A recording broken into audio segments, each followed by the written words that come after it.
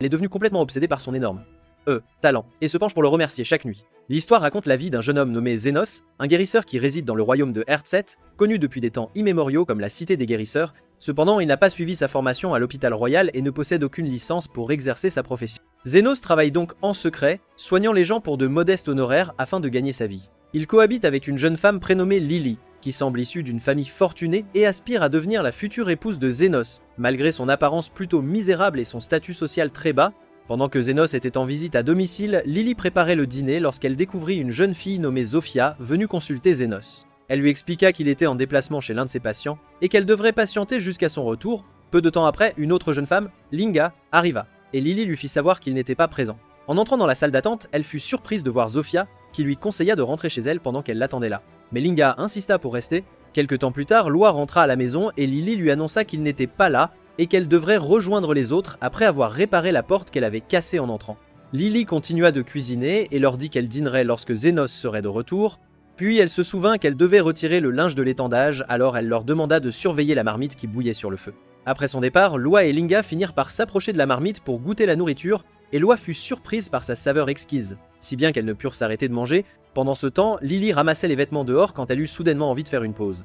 Elle s'allongea et leva les yeux vers le ciel, espérant que Zenos reviendrait rapidement. Puis elle fit une petite sieste tout en réfléchissant. D'un autre côté, les jeunes filles sentirent qu'elles étaient en difficulté après avoir mangé la nourriture dans la marmite, et chacune d'elles commença à rejeter la faute sur les autres. Elles décidèrent alors de préparer une nourriture de remplacement pour remplir la marmite, et au moment où elles commençaient, elles furent surprises par le retour de Lily à un moment très opportun. Elles s'assirent devant elle, confuses, et firent semblant d'être innocentes, ce qui irrita Lily malgré son sourire un peu niais. Elle demanda à l'une d'elles de lui raconter ce qui s'était passé pendant qu'elle était dehors. Elles furent contraintes de lui dire la vérité et prétendirent qu'elles n'avaient pas pu maîtriser leur gourmandise. Les trois finirent par se disputer devant elle. Alors elle leur dit que Zenos serait en colère si elles se battaient et qu'elle avait espéré qu'elles mangeraient tout ensemble. Les filles s'excusèrent auprès d'elle et décidèrent de l'aider à préparer un autre dîner, mais elle leur répondit qu'elle n'avait pas suffisamment d'ingrédients. Soudain, une femme nommée Carmilla apparut, ressemblant étrangement à une sorcière maléfique. Linga fut terrifiée en la voyant, et les trois se précipitèrent pour s'excuser auprès d'elle avant qu'elle ne dévore leurs âmes pour avoir mangé la nourriture. Alors Lily leur demanda d'apporter plus d'ingrédients, et les trois se précipitèrent dehors immédiatement. Après leur départ, Carmilla se demanda pourquoi elle ne ressentait aucune colère à ce sujet, alors elle lui expliqua qu'elle n'était pas fâchée à cause de la nourriture, mais qu'elle adorait le moment où tout le monde était réuni autour de la table. Puis elle se demanda si elle parviendrait à terminer de préparer le dîner avant le retour de Zenos. Le soir, Zenos rentrait chez lui lorsqu'il croisa une jeune fille souffrant alors qu'elle marchait le long de la route, puis un homme arrogant apparut et commença à l'insulter violemment pour avoir quitté son travail afin d'aller à l'hôpital. Il s'avéra qu'elle travaillait comme son esclave et il la traîna de force devant Zenos, qui n'intervint pas car il n'était qu'un misérable. Après cela, l'homme emmena son esclave au cimetière, la jeta à terre et commença à la battre, l'accusant de paresse et lui ordonnant de chercher quelque chose de précieux dans le cimetière. Puis il décida de la laisser et de rentrer seul chez lui. Mais soudain, il vit son ombre se tenir derrière lui et dès qu'il se retourna, il fut attaqué après qu'elle lui ait déchiré le corps avec ses griffes. L'homme arrogant tenta de s'enfuir, et c'est alors que Zenos arriva au cimetière. Il s'approcha de lui pour demander de l'aide et lui dit que son esclave avait perdu la tête et avait commencé à l'attaquer sans aucune raison. Zenos demanda ce qu'il faisait dans un tel endroit et l'homme, visiblement troublé, lui répondit qu'ils effectuaient leurs travaux agricoles habituels. Il lui dit alors qu'il était prêt à lui verser une somme d'argent considérable s'il parvenait à le sauver. Pendant qu'il parlait, l'esclave bondit vers lui, alors Zenos l'écarta pour qu'elle ne le frappe pas. Il tenta ensuite de lui demander pourquoi elle était si en colère, mais elle lui lança plusieurs pierres, qu'il esquiva sans difficulté. Le monsieur estima qu'il avait suffisamment de compétences pour se débarrasser d'elle.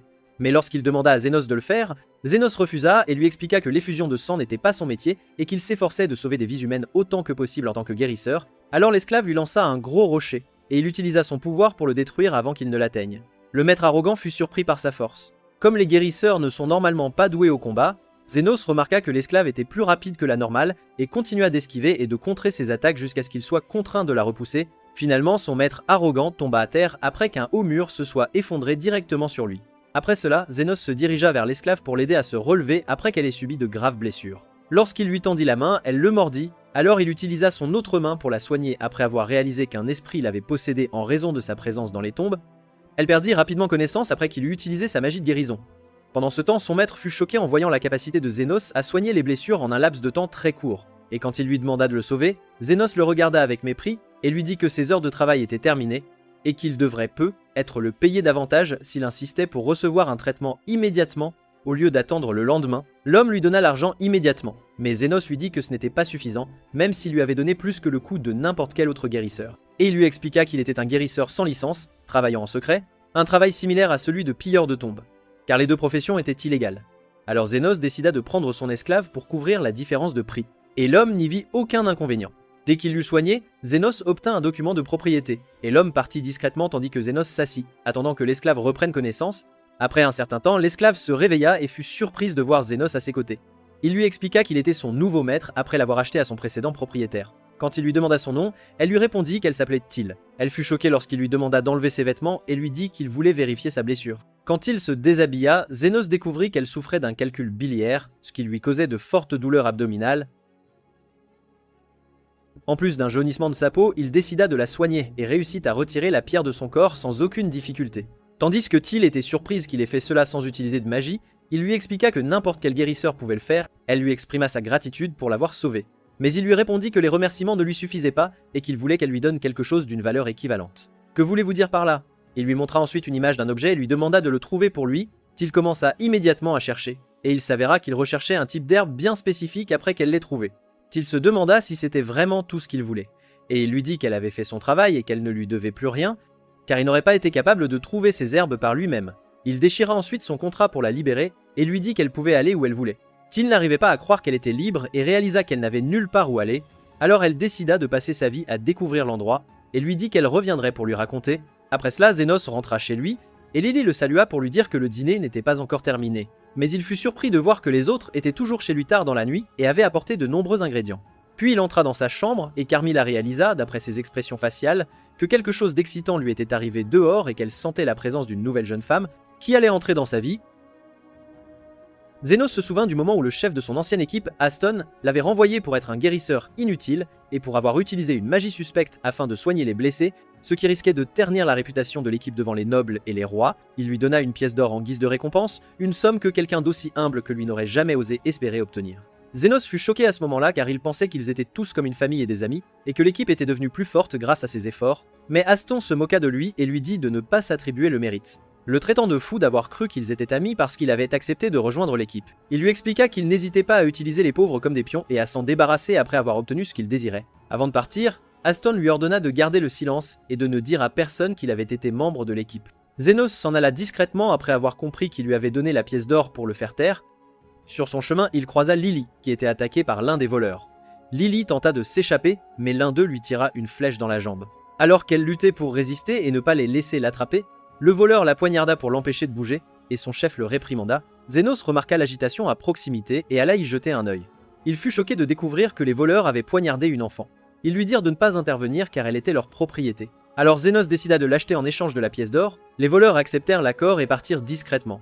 Pensant qu'elle finirait par mourir, Zénos s'approcha de Lily et soigna facilement sa blessure. Elle fut surprise d'être encore en vie et de ne plus ressentir aucune douleur. Zénos lui dit qu'il avait fait son travail de guérisseur, et Lily se mit à pleurer, et lui exprima sa gratitude.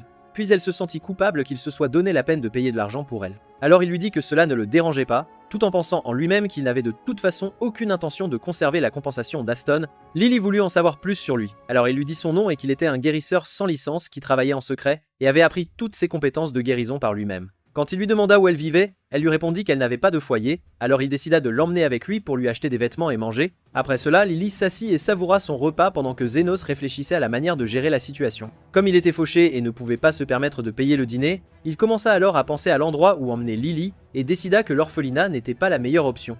Quand Lily l'interrogea sur son travail, il lui expliqua qu'il venait d'être renvoyé de l'équipe d'aventuriers dont il faisait partie, mais qu'il était maintenant sans abri et devait chercher un nouvel emploi. Pendant qu'il parlait, quelqu'un entra avec une grave blessure, et Zénos remarqua, d'après la nature de la blessure, qu'il avait été touché par une arme magique. Il utilisa ses compétences pour soigner la blessure en un clin d'œil à l'étonnement de l'homme blessé, qui n'avait jamais entendu parler d'un guérisseur aussi habile auparavant. Il lui donna ensuite de l'argent en échange de son traitement et partit après l'avoir remercié de l'avoir sauvé au bon moment. À ce moment-là, Zénos réalisa qu'il était en droit de recevoir un paiement pour ses services aux blessés et décida d'ouvrir sa propre clinique. Il se sentit reconnaissant envers Lily de lui avoir inspiré cette idée lorsqu'elle le remercia de l'avoir sauvé et lui dit que personne ne l'avait jamais remercié auparavant. Puis il pensa que le problème était qu'il ne pourrait pas obtenir de licence car il appartenait au quartier pauvre et était contraint de travailler en secret afin que les autorités ne le découvrent pas. Lily fut enthousiasmée par l'idée et lui dit qu'elle voulait l'aider à gérer la clinique. Il se sentit confus à l'idée qu'il devrait exploiter une jeune fille dans un travail illégal, mais elle lui répondit qu'il était son maître puisqu'il l'avait acheté, et que c'était son devoir de le suivre partout où il irait. Alors il lui dit qu'il la prendrait avec lui jusqu'à ce qu'il trouve un endroit sûr où elle pourrait vivre. Zénos décida alors d'établir sa clinique dans une zone déserte, loin des regards indiscrets. En cherchant, il trouva un vieux manoir qui semblait être en bon état par rapport aux autres bâtiments, alors il pensa qu'il irait y jeter un coup d'œil. Lily s'accrocha à lui et lui dit qu'elle avait peur qu'il trouve des monstres à l'intérieur. Mais Zénos s'en moquait et décida d'entrer dans le manoir. Elle le suivit et utilisa sa capacité à créer une boule de lumière pour les aider à voir. Quand Zénos inspecta le manoir minutieusement, il constata qu'il était en bon état. Pendant qu'ils déambulaient dans la maison, ils furent surpris par l'apparition du fantôme Carmilla, qui surgit de nulle part devant eux. Zénos réalisa que l'endroit était bel et bien hanté, mais il ne recula pas devant l'idée d'y rester, car c'était le meilleur endroit de la région. Quand Carmilla commença à voler leurs âmes, il utilisa sa compétence pour la soigner. Lily fut surprise qu'il ait pu la vaincre, alors il lui dit qu'il avait vaincu des centaines de créatures comme elle par le passé. Quant à Stone l'envoyait délibérément dans des labyrinthes abandonnés. Il dit ensuite à Carmilla de leur permettre de rester dans le manoir et lui promit qu'il ne lui causerait aucun problème. Elle se sentit en colère et continua de l'attaquer à nouveau, mais en vain.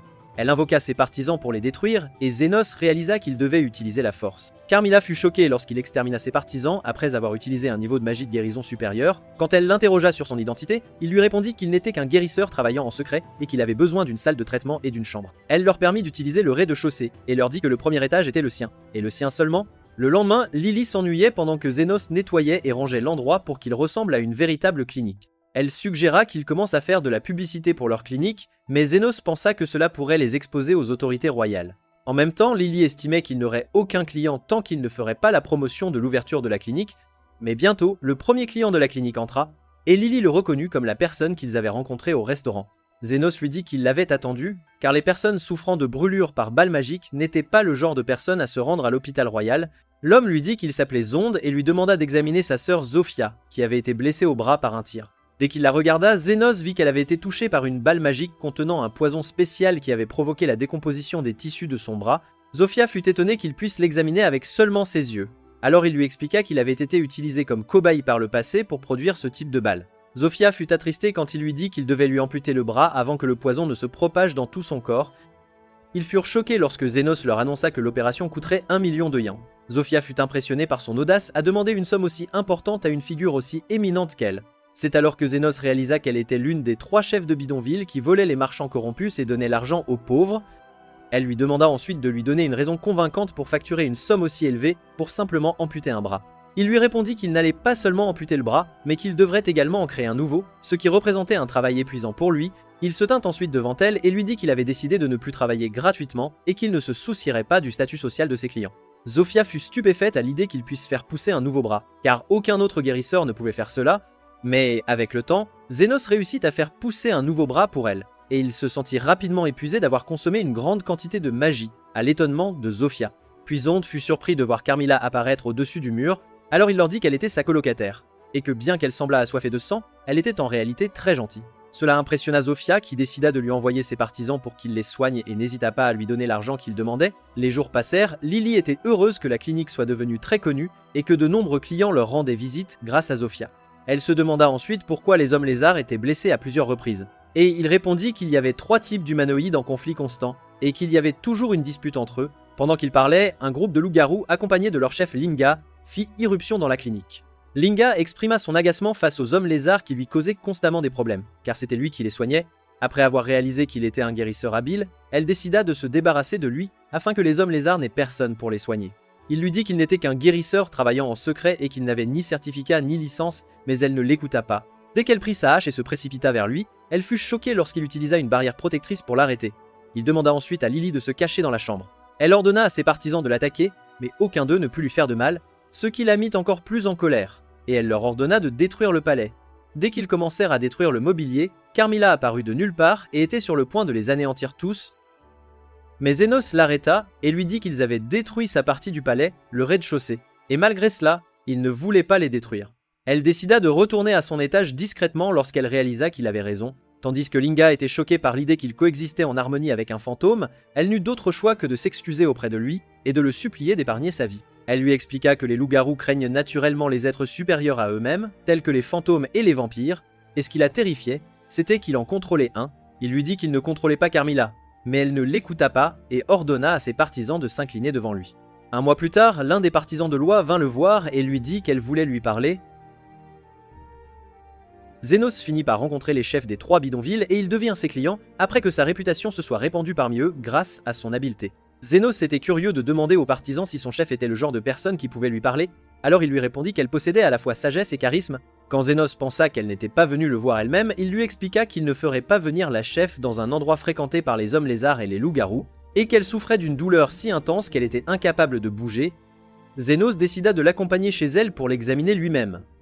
Quand il arriva chez Loi, il la trouva assise sur son trône, l'attendant. Elle lui dit qu'elle l'avait cherché elle-même après avoir beaucoup entendu parler de lui par d'autres races. Il se sentit en colère que des nouvelles à son sujet se répandent parmi les quartiers pauvres. Elle lui demanda ensuite s'il pouvait découvrir pourquoi elle était incapable de bouger de son emplacement, et il réalisa qu'elle avait l'intention de le tester. Il s'approcha d'elle et utilisa son pouvoir pour examiner son corps de l'intérieur après n'avoir trouvé aucune blessure externe. Loi fut surprise par sa capacité à le faire, contrairement aux autres guérisseurs. Puis Zenos découvrit une grosseur au milieu de son estomac. Elle lui dit que c'était une pierre magique équipée de mana et d'un sort d'explosion, et qu'elle l'avait mangée en pensant que c'était une boule de riz. Il se sentit en colère qu'elle l'ait convoquée pour une affaire aussi triviale, et lui dit qu'elle n'avait pas besoin de son aide et qu'elle s'en débarrasserait avec le temps, avant qu'elle ne lui dise qu'elle en avait mâché une partie, ce qui la rendait explosive, et qu'elle voulait absolument s'en débarrasser avant de mourir à tout moment. Elle avait peur de bouger, alors elle lui demanda ce qu'elle pouvait bien attendre de lui. Elle lui dit ensuite qu'elle voulait lui faire don de toute sa fortune. Elle ajouta que si elle mourait, ce serait la fin de vie pour son espèce, les orques des bidonvilles, alors elle préférait donner sa richesse à quelqu'un qui saurait vraiment l'utiliser. Elle lui donna ensuite une clé précieuse, et il décida de l'aider. Il utilisa son scalpel magique pour lui ouvrir l'estomac et retirer la pierre. Louis fut stupéfait qu'il ait réussi à la retirer si facilement, et quand Zenos la regarda, elle explosa, mais il était indemne, ce qui impressionna tout le monde. Puis il lui rendit sa clé et commença à partir, lui disant qu'il ne demandait pas plus que ce qu'il méritait pour ses efforts. Elle admit qu'elle aimait sa personnalité et lui dit de venir la voir s'il avait besoin de la moindre aide. Quelques jours plus tard, Zenos remarqua que Lily était rancunière, et quand il lui demanda pourquoi, elle lui dit qu'elle était contrariée que les 3 chefs des bidonvilles continuent de leur rendre visite même s'ils n'étaient pas malades. Zenos pensa qu'il s'ennuyait peu, mais il fut surpris quand Carmilla apparut derrière lui pour lui dire que la raison était probablement qu'ils étaient tombés amoureux de lui.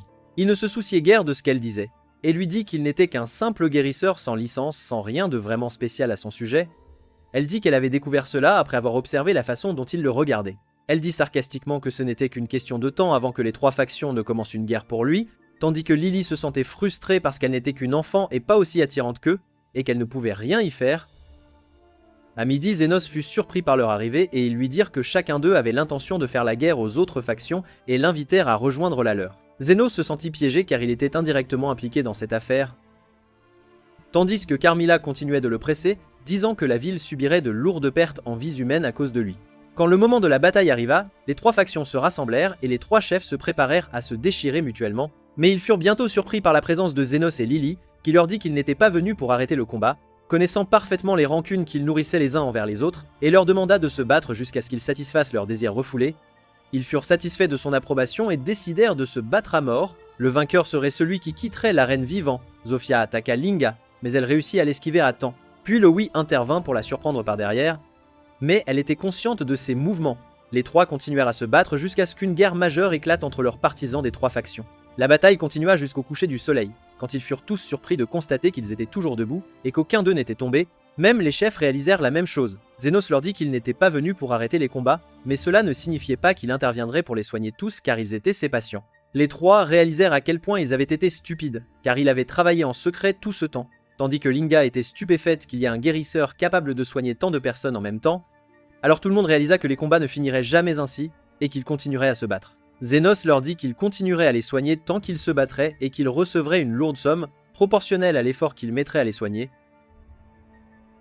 Les 3 chefs sentirent que c'était juste une blague et décidèrent d'arrêter de se battre. Après cela, Lily était curieuse de savoir pourquoi il se donnait tant de mal, alors il lui dit que son professeur lui avait dit un jour qu'un guérisseur de 3e classe est celui qui guérit les blessures, un guérisseur de 2e classe est celui qui guérit la personne entière, tandis qu'un guérisseur de 1re classe est celui qui peut réparer le monde et en faire un meilleur endroit. Il ajouta qu'il se considérait toujours comme un guérisseur de 3e classe. Mais il voulait améliorer les conditions dans les quartiers pauvres d'une manière ou d'une autre, et il ne voulait pas perdre ses clients à cause de disputes de factions. Lily réalisa qu'il voulait que tout le monde s'entende afin qu'il y ait moins de blessures et moins de patients. Alors elle lui prit la main et lui dit qu'elle l'aimait. Puis elle fut surprise qu'il allait vraiment leur prendre de l'argent avant de partir. Il lui dit que soigner tant de personnes à la fois demandait beaucoup d'efforts et qu'il ne le ferait pas gratuitement, même s'il était sûr que Carmilla serait en colère car il n'y avait eu aucune perte de vie. Après plusieurs jours, la nouvelle se répandit que le conflit entre les trois factions des bidonvilles s'était apaisé jusqu'à atteindre les chevaliers royaux. Le commandant convoqua l'adjointe Krishna et la chargea d'enquêter sur l'affaire, car le calme dans les bidonvilles était préjudiciable à la hiérarchie du royaume. Ils pensèrent alors que lorsque les conflits parmi les pauvres s'apaiseraient, ils s'uniraient et représenteraient une menace pour la classe moyenne et les aristocrates. Le commandant lui dit qu'une tierce partie était intervenue pour résoudre le conflit entre les factions. Krishna ne pouvait pas comprendre l'idée que quelqu'un soit capable de contrôler les trois chefs, mais elle jura de prendre en charge l'affaire et d'arrêter la personne qui avait causé la stabilisation de la situation dans les bidonvilles. D'autre part, Zenos souffrait de symptômes de rhume et se retrouva entouré des trois chefs qui voulaient prendre soin de lui de manière excessive. Quand Lily réalisa qu'elle n'avait aucune chance contre eux, elle décida d'aller faire du thé. Il leur dit de ne pas réagir de manière excessive, que ce n'était qu'un éternuement, et leur demanda de se taire afin qu'ils puissent soigner Zonde. Puis Zofia lui dit qu'elle avait été blessée hier après s'être affrontée à l'un des chevaliers royaux. Zenos remarqua qu'ils avaient subi des blessures similaires par le passé et lui dit qu'elle avait subi sa première blessure lorsqu'elle avait essayé de s'introduire dans le palais d'un noble, tandis que Zan lui dit que son bras avait été arraché par une balle d'une femme folle surnommée Fleur de Fer, qui était l'adjointe des chevaliers royaux.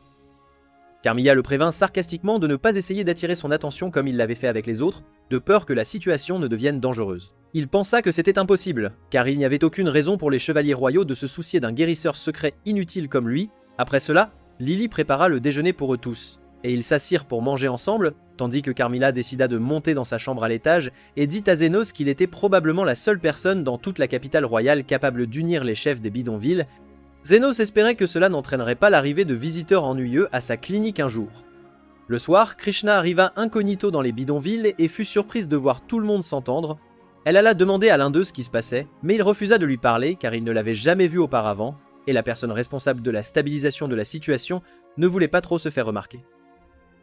Elle sortit son arme et le força à parler, mais il insista sur ses mots et refusa de lui dire l'identité de Zenos car tout le monde lui devait beaucoup. Quand il vit Zofia et Zan à proximité, il les appela bruyamment, forçant Krishna à fuir rapidement, puis elle se souvint des frères dès qu'elle les vit et qu'ils étaient censés souffrir de blessures incurables. Alors qu'elle s'enfuyait, elle s'arrêta soudainement après avoir réalisé qu'elle s'était perdue. Pendant ce temps, Zenos souffrait de tremblements et il trouva ensuite Krishna entrant dans sa clinique pour lui demander de la guider vers les bidonvilles. Lily les rejoignit et quand elle lui demanda si elle était une nouvelle patiente, Krishna réalisa qu'il était la personne qu'elle cherchait. Elle pointa son arme sur lui et lui dit qu'elle lui devait une dette de gratitude, même si ce n'était qu'une coïncidence, puis elle tira une balle de gaz directement sur lui, choquant Lily. Il s'avéra que Krishna enquêtait sur les récentes disparitions d'enfants et pensait que Zenos avait kidnappé Lily et la forçait à vivre avec lui et à l'exploiter. Elle exprima son admiration pour son idée d'établir un quartier général dans un quartier abandonné afin que personne ne le découvre. Lily lui dit qu'il ne l'avait pas kidnappé mais l'avait sauvé et qu'elle avait été trop rapide à le juger. Krishna réalisa qu'elle avait fait une erreur en tirant une balle destinée à capturer des suspects sans résistance et qu'il pourrait être dans le coma pendant des heures, mais elle fut bientôt surprise quand il lui parla pour lui dire qu'elle manquait de précision en visant ses armes. Surprise, motherfucker. Krishna s'excusa d'avoir jugé trop vite, mais il n'était pas contrarié et lui dit qu'il avait utilisé un peu de sa magie défensive pour la contrer. Elle ne pouvait pas comprendre cela, car ses balles étaient trop puissantes pour être contrées par une magie défensive ordinaire. Elle s'approcha de lui et constata qu'il était effectivement indemne, et elle réalisa que beaucoup de choses incroyables s'étaient produites ce jour-là. Elle se demanda s'il était un célèbre sorcier qui s'était consacré à la maîtrise de la magie défensive. Quand il le nia, elle le prévint que personne ne pouvait tromper sa perspicacité aiguisée envers les autres. Quand elle lui dit son nom et ce qu'elle faisait, il réalisa qu'elle n'appartenait pas au bidonville. Puis elle le surprit en lui offrant de partager ses enquêtes avec lui. Zenos n'eut d'autre choix que de placer un panneau d'avertissement au-dessus de la clinique, afin que les chefs n'approchent pas l'endroit pour le moment. Puis il s'assit pour parler à Krishna, qui lui dit qu'elle avait été chargée d'une mission secrète pour arrêter quelqu'un. Il fut surpris qu'elle lui dise quelque chose d'aussi secret si facilement. Mais elle voulait le convaincre de coopérer avec elle, même si cela signifiait partager quelques détails avec lui. Quand il lui dit qu'il n'avait aucune intention de coopérer avec elle lui dit que c'était le devoir de chaque citoyen vivant dans le royaume. Il voulait connaître l'identité de la personne qu'elle cherchait. Et fut choqué d'apprendre qu'elle le cherchait en fait, lui, la personne qui avait mis fin au conflit entre les trois factions des bidonvilles. Il se sentit en colère quand il vit Carmilla debout derrière elle, essayant d'étouffer son rire. Krishna ajouta qu'elle n'avait pas réussi à obtenir d'informations sur cette personne auprès des sous-humains, ce qui lui fit réaliser qu'il était habile à contrôler son entourage et pourrait être un serviteur des démons. Elle lui dit que cette personne pourrait ne pas vouloir attirer l'attention sur elle-même et suggéra qu'elle le laisse tranquille. Krishna soupçonna qu'il connaissait peu être le médiateur, ce qui le troubla, et il lui dit qu'il ne faisait que suivre son intuition. Elle lui dit que cette personne pourrait représenter une menace pour tout le royaume avec le temps et devait être dissuadée. Lily lui dit qu'il était quelqu'un qui n'aimait pas voir les gens souffrir. Malgré son obsession pour l'argent, quand Krishna lui demanda si elle connaissait le courtier, elle se reprit rapidement et le nia. Puis Zenos lui dit qu'il lui montrerait le chemin du retour vers les vivants, mais elle sentit qu'il voulait qu'elle parte pour une raison quelconque. Elle décida de partir tranquillement, et alors qu'elle partait, ses yeux tombèrent sur son lit. Il lui dit que c'était un lit supplémentaire dont il voulait se débarrasser, et il finit par le lui donner après qu'elle lui ait demandé de la laisser l'utiliser et de rester là pour être proche des quartiers pauvres. Elle le paierait pour son séjour. Après cela, Lily lui servit du thé, se sentant rancunière, puis s'approcha de Zenos et lui demanda de lui caresser la tête comme d'habitude. « Qu'entendez-vous par là ?» Il fut surpris par son comportement. Mais Carmilla lui dit qu'elle était jalouse de Krishna et voulait la surpasser d'une manière ou d'une autre. Zenos finit par recevoir une attention excessive de Lily, tandis que Krishna ne s'en souciait pas, ce qui la rendait rancunière. Cependant, avec le temps, elle s'endormit, et il dut la porter jusqu'à son lit. Quand il revint vers Krishna, elle l'interrogea sur Lily et voulut savoir qui étaient les marchands d'esclaves qu'il avait capturés, mais il n'avait aucune idée de qui ils étaient. Elle réalisa que les quartiers pauvres étaient devenus un foyer de trafic d'enfants. Quand elle l'interrogea à nouveau sur son identité, il nia qu'il n'était qu'un magicien professionnel qui avait maîtrisé l'art de la magie défensive. Elle lui dit qu'il était impossible pour des guérisseurs ordinaires d'effectuer des greffes de bras et qu'il devait être un saint ou quelqu'un de l'élite. Quand elle lui raconta ce qui s'était passé entre elle et Zofia, il réalisa qu'elle était celle qui avait causé sa blessure, et il voulut savoir pourquoi elle se sentait si menacée par les bidonvilles. Elle répondit que quelqu'un avait causé la mort de sa mère. Krishna commença à lui raconter que sa mère était une femme gentille qui visitait les bidonvilles tous les jours pour nourrir les affamés. Et un jour, elle leur revint sous forme de cadavre. Et il s'avéra que quelqu'un l'avait tuée pour obtenir sa bague de mariage. Depuis lors, Krishna a ressenti de la colère face à la fin tragique de sa mère. Malgré avoir sauvé beaucoup d'entre eux, et a décidé de devenir une héroïne invincible capable de rendre justice aux criminels des bidonvilles, afin que personne d'autre ne subisse le même sort, depuis ce jour, elle n'a pas pu sourire, ce qui a conduit les gens à la surnommer la fleur de fer. Le lendemain, Krishna partit pour commencer ses enquêtes. Et après son départ, Carmilla lui dit que son histoire n'était pas étrange comparée au haut et au bas qu'elle avait vu dans la vie humaine au cours de 300 ans. Après un certain temps, Zofia vint recevoir le traitement nécessaire de sa part. Elle lui dit ensuite qu'un de ses hommes lui avait parlé du chevalier qui enquêtait sur lui. Avant qu'elle ne puisse finir sa phrase, ils furent tous surpris par le retour rapide de Krishna après qu'elle se soit à nouveau perdue. Dès qu'ils se virent, ils pointèrent leurs armes l'un sur l'autre. Zenos essaya de trouver une excuse appropriée pour justifier la situation, mais Lily le devança en lui disant que Zofia s'était également perdue, et avait fini ici.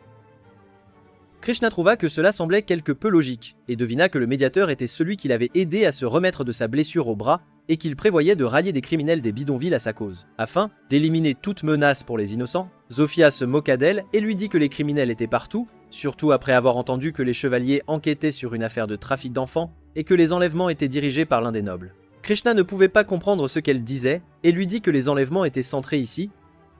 Zofia dit que les quartiers pauvres n'étaient qu'une façade et que la personne responsable utilisait ses partisans pour détourner les soupçons d'elle-même. Quand elle lui demanda l'identité de la personne en charge, elle lui dit que c'était quelqu'un nommé Calendar.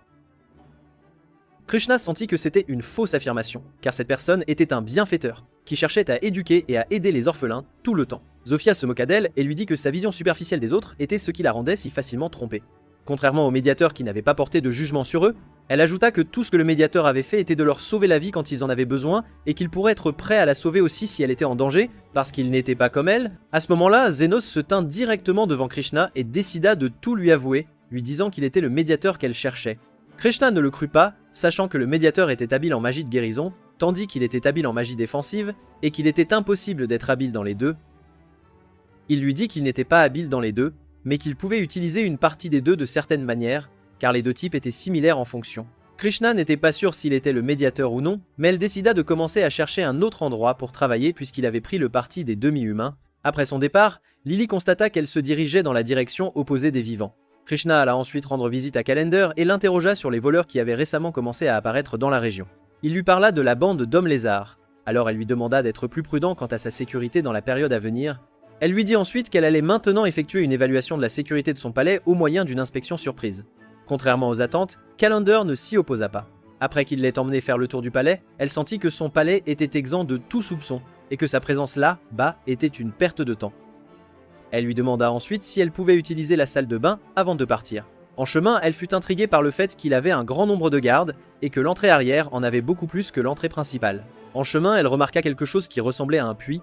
Alors elle décida de descendre pour jeter un coup d'œil. Elle fut choquée de voir un groupe d'enfants ligotés à l'intérieur d'une cage et que le puits n'était rien de plus qu'un grand donjon pour eux.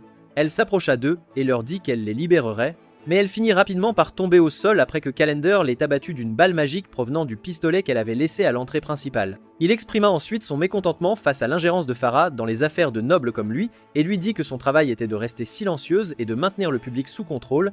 Krishna sentit qu'elle était sur le point de mourir et se souvint de sa mère, s'excusant auprès d'elle d'avoir échoué à devenir une héroïne. Mais avant que Calendar ne puisse l'achever, il fut surpris de voir Zofia debout derrière lui avec Zenos, qui la décrivit comme imprudente et lui dit que cela lui coûterait cher car il considérerait sa présence ici comme une visite à domicile à l'un de ses patients. Calendar était furieux qu'ils aient fait irruption chez lui et décida de se débarrasser de Zofia, la considérant comme l'une des voleuses des bidonvilles et que personne ne s'en soucierait si elle mourait. Mais Zenos utilisa sa magie défensive pour esquiver ses tirs et continua d'approcher jusqu'à ce qu'il pense à s'enfuir, mais finit par tomber au sol et laisser tomber son arme. Zenos le ramassa et le pointa sur lui, ne lui laissant d'autre choix que de le supplier et de lui dire qu'il était prêt à faire tout ce qu'il voulait. Zenos pensa qu'il n'avait aucune rancune contre lui, puisqu'ils venaient de se rencontrer, et que la seule chose qui le dérangeait était qu'il avait essayé de lui tirer dessus. Calendar s'excusa auprès de lui, mais il n'accepta pas ses excuses. Il réalisa qu'il devait aussi s'excuser auprès de Krishna, et admit qu'il avait tort quand il avait décidé de leur tirer dessus. Malgré cela, Zenos s'approcha de lui, plaça le canon du pistolet directement sur sa tête, et lui dit qu'il y avait quelqu'un d'autre à qui il devait s'excuser et qu'il lui prendrait la vie s'il ne le découvrait pas par lui-même. Quand Calendar fut incapable de répondre, il tira un coup de feu bruyant sur lui, déchirant ses vêtements et le faisant voler. Il s'avéra que Zenos voulait qu'il s'excuse auprès de ses victimes qui étaient ses futurs patients. Krishna pensa qu'il avait causé sa mort, mais Zenos lui dit qu'il était toujours en vie. Quand elle sentit qu'elle était sur le point de mourir et lui demanda d'informer les chevaliers royaux de ce qui s'était passé, il lui dit que c'était gênant et qu'elle devrait le faire elle-même après qu'il l'ait guéri. Krishna fut surprise quand elle le vit utiliser ses pouvoirs pour guérir son bras et le qualifia de héros.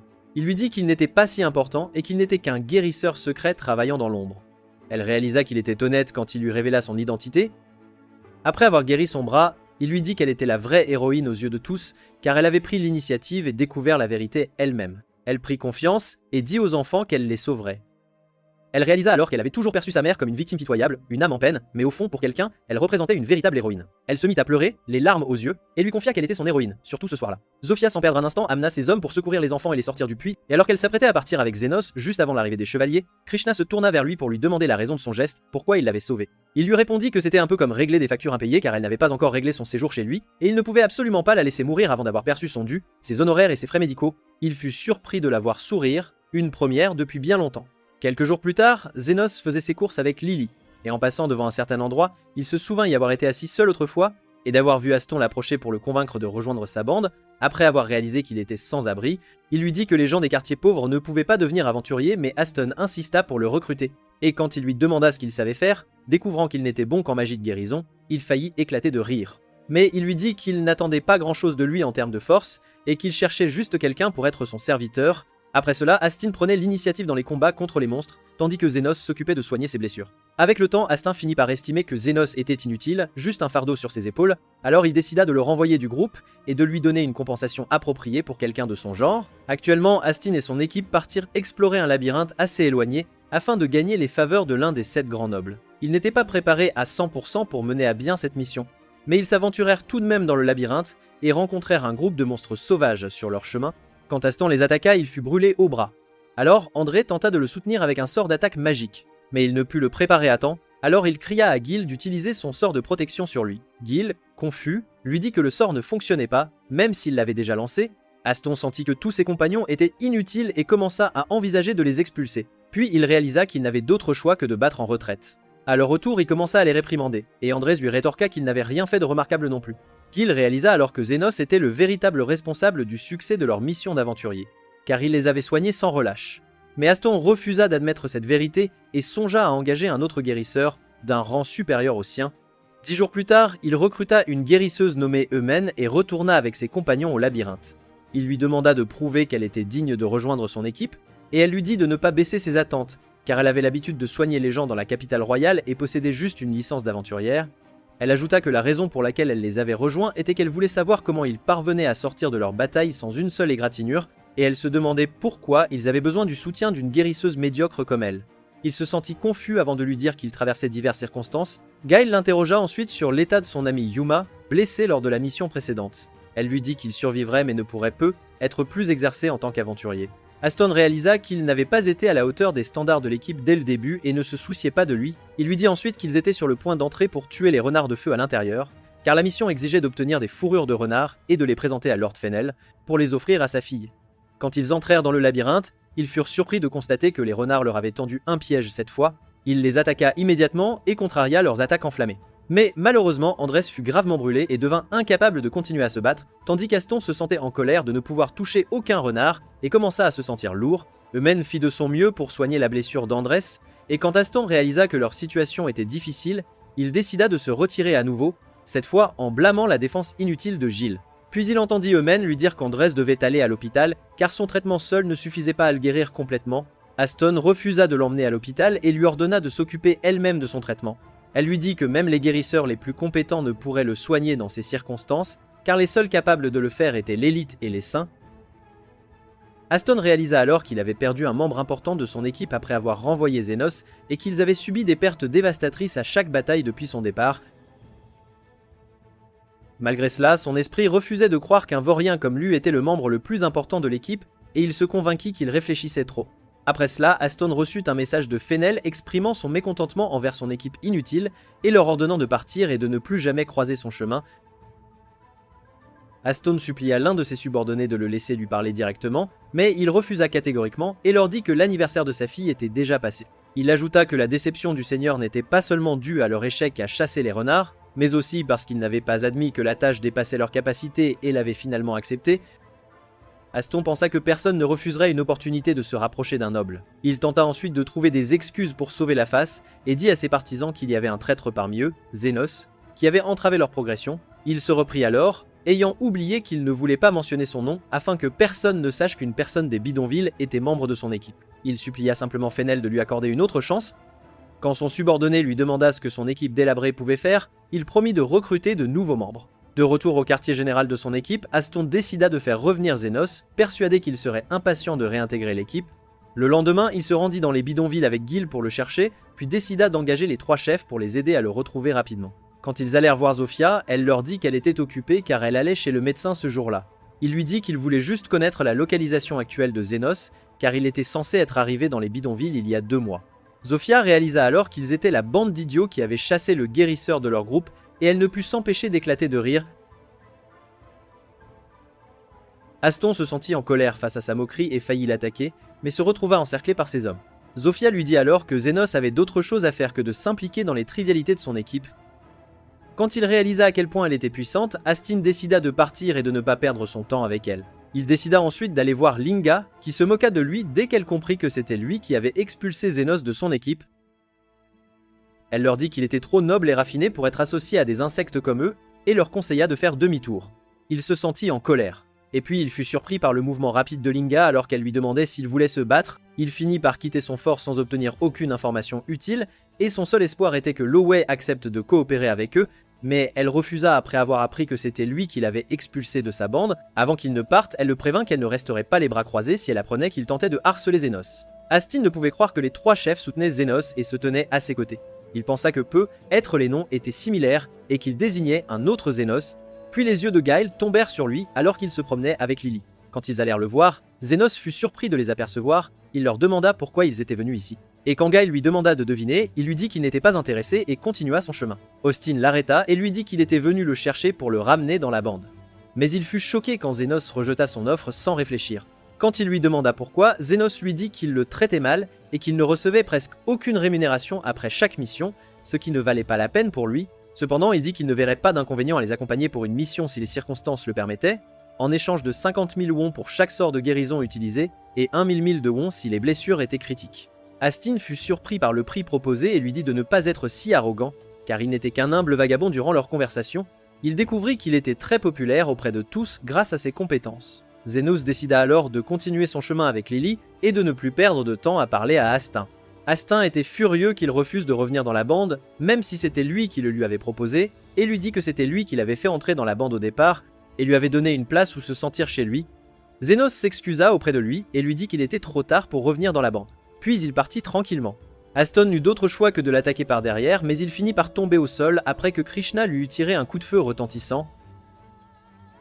Zenos fut surpris de la voir là, et elle lui dit qu'elle était venue le voir mais s'était perdue comme d'habitude. Aston fut surpris qu'il ait le soutien de l'adjointe des chevaliers royaux qui le traitait avec une familiarité excessive, quand elle lui dit qu'elle l'emmènerait au poste pour agression sur civil. Il s'enfuit après avoir rejeté la faute sur Gil. Après cela, Zenos rencontra les 3 chefs qui lui racontèrent ce qui s'était passé entre eux et Astin, et que chacun d'eux avait demandé à leurs partisans de le surveiller, mais ils les perdirent rapidement de vue. Alors Lily pensa qu'ils étaient peu, être retournés d'où ils venaient. Zofia espérait qu'ils étaient bien partis et n'avaient pas rejoint la Guilde des Ombres, une guilde connue pour accomplir des tâches interdites et éviter toute équipe qui s'en mêlait. Zenos comprit leur inquiétude qu'Aston aille les engager pour l'atteindre, mais il leur dit qu'engager des gens comme eux exigeait beaucoup d'argent. Cependant, Zofia se souvint qu'elle avait récemment entendu parler de quelqu'un qui était prêt à accepter des missions avec des conditions spéciales sans compensation, surnommé le guide. Après cela, Zenos fut incapable de dormir et Lily le remarqua. Alors elle lui prépara du thé, puis elle le surprit en se tenant derrière lui et en lui tapotant la tête comme il le faisait pour elle. Mais elle finit bientôt par s'endormir sur son épaule. Alors il la mit dans son lit et retourna s'asseoir seul, puis Carmilla le rejoignit après avoir remarqué son insomnie et lui demanda si la raison était sa rencontre avec son ancienne bande. Il lui dit qu'il les avait oubliés, mais après s'être souvenu de la façon dont il l'avait traité, il regretta de ne pas les avoir chassés dès qu'il les avait vus. Carmilla l'interrogea ensuite sur l'apprentissage de la magie à un jeune âge, et il lui dit que cela avait commencé quand il essayait de ranimer un cadavre et avait appris la guérison implicitement. Il ne savait pas à l'époque qu'il tentait de pratiquer une magie interdite, ce qui avait valu à son professeur de le battre. Carmilla se souvint que lorsqu'elle était vivante il y a 300 ans, pendant la guerre entre humains et démons, il existait quelque chose appelé vie artificielle grâce à l'utilisation de la magie des golems. Et elle lui dit que c'était l'un des arts perdus de la magie démoniaque. Elle ajouta qu'une pierre magique était utilisée comme noyau avec certains ingrédients ajoutés pour la fabriquer. Pendant qu'ils parlaient, ils entendirent une agitation soudaine. Alors Carmilla sortit jeter un coup d'œil et fut choquée de voir de nombreux golems provoquer des incendies dans les bidonvilles. Aston finit par prendre le chemin des ombres et rencontrer la personne connue sous le nom de Guide, qui décida de l'aider à se venger de Zenos et de tous ses sbires après avoir trouvé ses motifs de vengeance logique et décidé d'utiliser une pierre magique qu'il testait depuis longtemps. Après cela, les golems qui se répandirent dans les bidonvilles causèrent un chaos massif et d'énormes pertes en infrastructure. Quand Zenos et Carmilla arrivèrent là, ils se demandèrent comment les golems étaient arrivés dans les bidonvilles, et puis les 3 chefs les rejoignirent, et Linga leur dit que beaucoup de ces hommes avaient été blessés. Zenos leur dit qu'ils étaient sur le point d'affronter un ancien être artificiel dont l'origine était inconnue. Loi lui dit qu'un de ses partisans l'avait vu venir de quelque part au fond des bidonvilles, alors il devina que son origine pourrait être la Guilde des Ombres, mais il jura de faire payer quiconque était derrière l'incident. Il demanda ensuite aux 3 chefs de rassembler les blessés en un seul endroit. Il constata alors que le golem avait de grandes capacités offensives mais manquait de vitesse. De l'autre côté, le guide observait ce qui se passait de loin, excité de voir l'expression de Zenos après avoir perdu ses compagnons un par un. Après cela, Zenos utilisa sa capacité de guérison à grande échelle pour soigner tous les blessés en même temps et leur ordonna de quitter les lieux dès qu'ils seraient capables de bouger. Pendant qu'il travaillait, Carmilla remarqua sa détresse et il lui dit qu'il était encore réveillé tard dans la nuit et devait soigner des centaines de blessés sans aucune garantie d'être rémunéré pour son dur labeur. Il était aussi inquiet pour Lily qui dormait encore à la maison. Le guide fut surpris de voir à quel point Zenos était puissant pour soigner les blessés et pensa qu'il pourrait surpasser l'élite. Il devint excité de découvrir comment il parviendrait à arrêter le golem et à sauver tout le monde. Le temps passant, Zenos finit de soigner tout le monde et commença à réfléchir à la manière de gérer le golem et s'il retournerait d'où il venait quand il s'ennuierait. Carmilla lui dit que le golem ne s'arrêterait pas à moins d'avoir accompli ce que son maître lui avait ordonné de faire, et elle devina qu'il avait été chargé de détruire complètement les bidonvilles.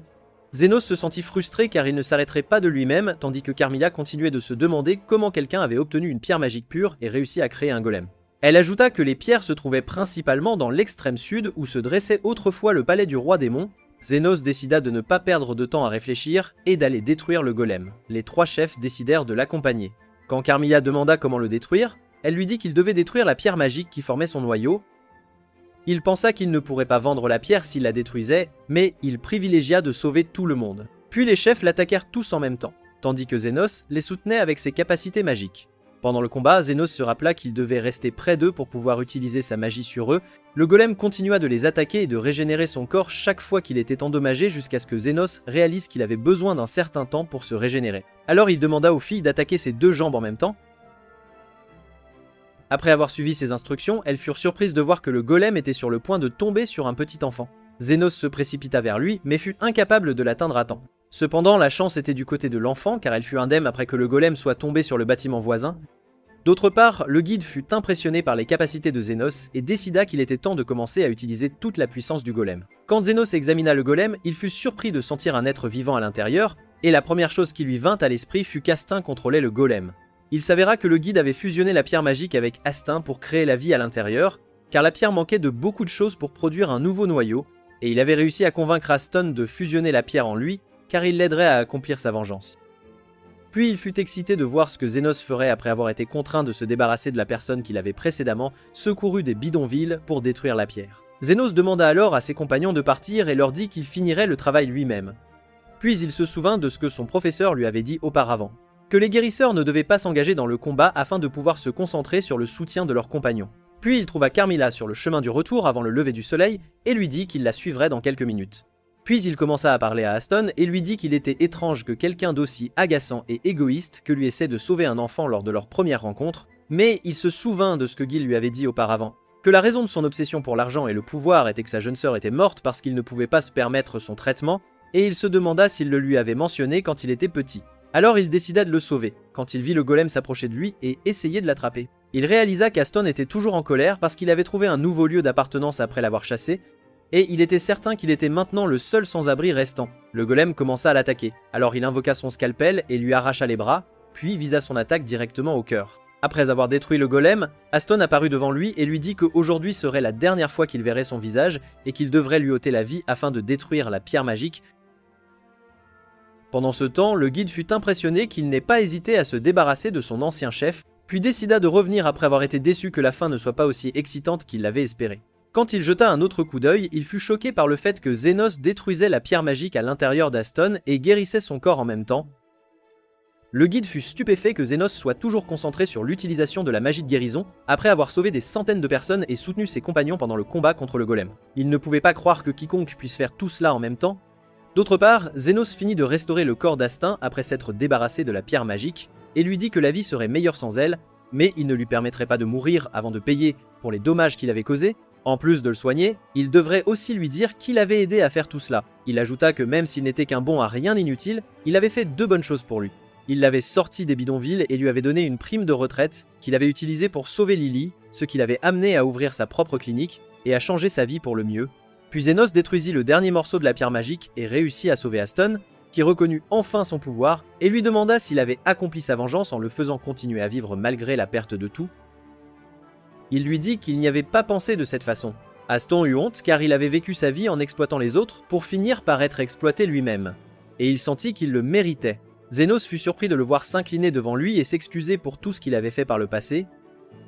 Alors il lui demanda de relever la tête et décida de lui donner un coup de poing violent en guise de punition, lui disant que la principale raison pour laquelle il lui avait épargné la vie était de rester en vie pour avoir la chance de lui botter le cul. Après que Zénos l'eut frappé, il se sentit satisfait et partit tranquillement. Au lever du soleil, Aston reprit conscience en entendant Krishna le réveiller et le traitant de grossier pour avoir causé tous ses problèmes en une seule journée.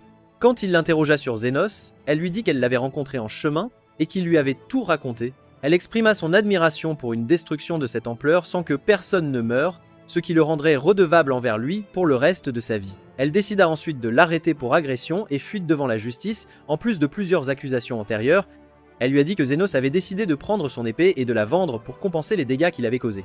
Aston réalisa qu'il avait tout perdu, au sens littéral du terme, et retourna à son lieu de naissance. Krishna lui donna une pièce d'or, lui disant qu'elle venait de Zénos et que c'était sa récompense pour ses services et qu'il ne voulait plus rien avoir à faire avec lui, absolument rien. Il finit par pleurer comme un enfant. Pendant ce temps, Zénos se sentait impuissant et continua son chemin, s'appuyant sur les trois chefs qui voulaient le remercier et prendre soin de lui.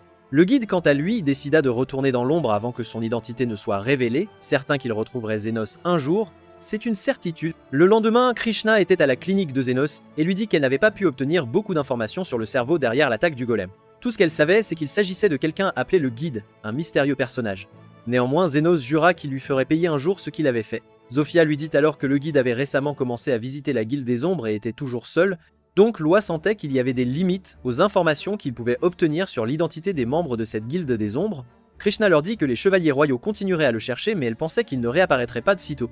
Les trois chefs croyaient que traiter avec quelqu'un comme lui ne serait pas facile du tout quand il réapparaîtrait, ce serait une tâche ardue. Zénos remarqua que Krishna ne s'asseyait délibérément pas avec les autres à la même table, et leur dit à tous d'arrêter de parler de cette manière. Mais Krishna lui répondit que sa position de chevalier royal ne lui permettait absolument pas de s'asseoir et de boire du thé avec des sous-humains, c'était impensable. Quand Zénos sentit que tout le monde était sur le point de se battre, il les expulsa de sa clinique, leur disant qu'il était en vacances et n'avait l'intention de voir que les cas d'urgence et les plus graves. Quand il fut seul, Lily s'approcha de lui et lui parla d'une idée qu'elle avait eue pour l'aider à se sentir mieux après l'incident du golem, une idée vraiment brillante. Avant qu'elle ne puisse finir sa phrase, Zofia fit irruption dans la clinique et suggéra qu'ils aillent tous aux sources chaudes ensemble pour se détendre, car cela l'aiderait à se sentir mieux. Cela frustra Lily, car c'était son idée à la base, son idée originale et personnelle, surtout après que Zenos ait accepté sa suggestion, puis le reste d'entre eux fit irruption dans la clinique et fit la même suggestion, forçant Zenos à aller aux sources chaudes avec tout le monde. Il fut surpris qu'ils veuillent tous aller au même endroit, c'était vraiment inattendu. Quand il demanda à Lily de quoi elle voulait parler, elle répondit sèchement que ce n'était rien d'important.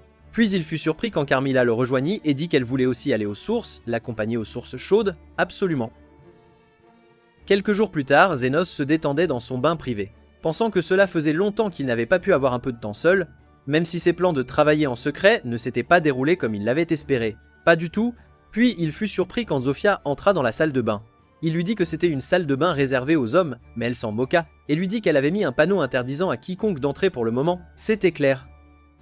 Puis elle s'assit à côté de lui et lui dit que Zonde et ses partisans pensaient qu'elle avait l'air différente ces derniers temps. Elle exprima ensuite son admiration pour son idée d'harmonie entre les différentes races, et qu'elle avait eu l'occasion de parler à un chevalier royal sans avoir à se battre ou à fuir, ce qui était une nouveauté. Elle lui attribua le mérite d'essayer de changer le monde et d'en faire un endroit meilleur pour tous. Il lui dit de ne pas exagérer car il n'était qu'un guérisseur secret, mais il devint ensuite curieux de savoir pourquoi elle se rapprochait autant de lui, c'était étrange. Quand elle réalisa qu'il avait compris, elle décida d'adopter une approche directe et sauta vers lui. Mais il continua à la bloquer jusqu'à ce que Linga fasse irruption dans la salle de bain. Quand elle essaya de sauter vers eux, Zofia l'attrapa et la repoussa violemment. Pendant que Zenos essayait de séparer la bagarre entre elles, Loa émergea de sous l'eau comme un requin, complètement nu, et il finit par les regarder toutes les trois se disputer pour lui jusqu'à ce que Krishna les rejoigne et les réprimande sévèrement pour être entrée dans la salle de bain des hommes.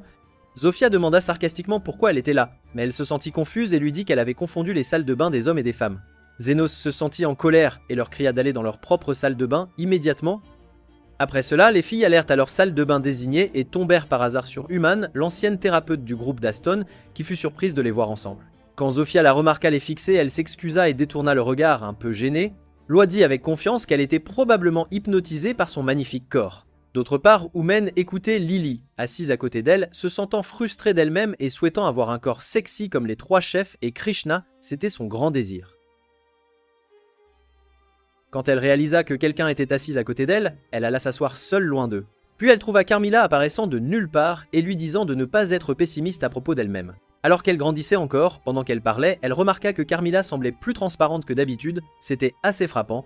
Alors Carmilla fit semblant en plaisantant qu'elle était sur le point de disparaître, tandis qu'Human fut surprise de voir Lily parler à un fantôme comme si c'était normal. Elle utilisa alors ses pouvoirs pour attaquer Carmilla et la forcer à partir, elle dut donc fuir rapidement, ce qui lui fit penser qu'elle souffrait peu, être d'épuisement, et qu'elle imaginait voir des choses étranges autour d'elle, des illusions. Après qu'ils eurent tous fini de se doucher, ils s'assirent pour dîner ensemble, et Zenos invita Krishna à les rejoindre au lieu de rester seul et maussade dans son coin. Krishna se sentait rancunière de la tournure des événements pour elle, et la simple pensée de devoir partager la même table avec eux lui donnait l'impression de trahir le royaume, c'était une véritable torture morale. Quand tout le monde alla se coucher, Zenos s'assit avec Carmilla et lui parla du chaos qui avait régné pendant le dîner à cause d'eux, ce qui lui fit sentir que le but de son voyage aux sources avait complètement disparu, s'était évaporé. Carmilla lui dit de profiter de ces temps turbulents tant qu'ils duraient. Comme elle s'attendait à ce que beaucoup de choses compliquées se produisent à l'avenir, il osa lui demander comment elle avait pu atteindre les sources alors qu'elle ne pouvait pas rester longtemps au soleil, c'était une énigme.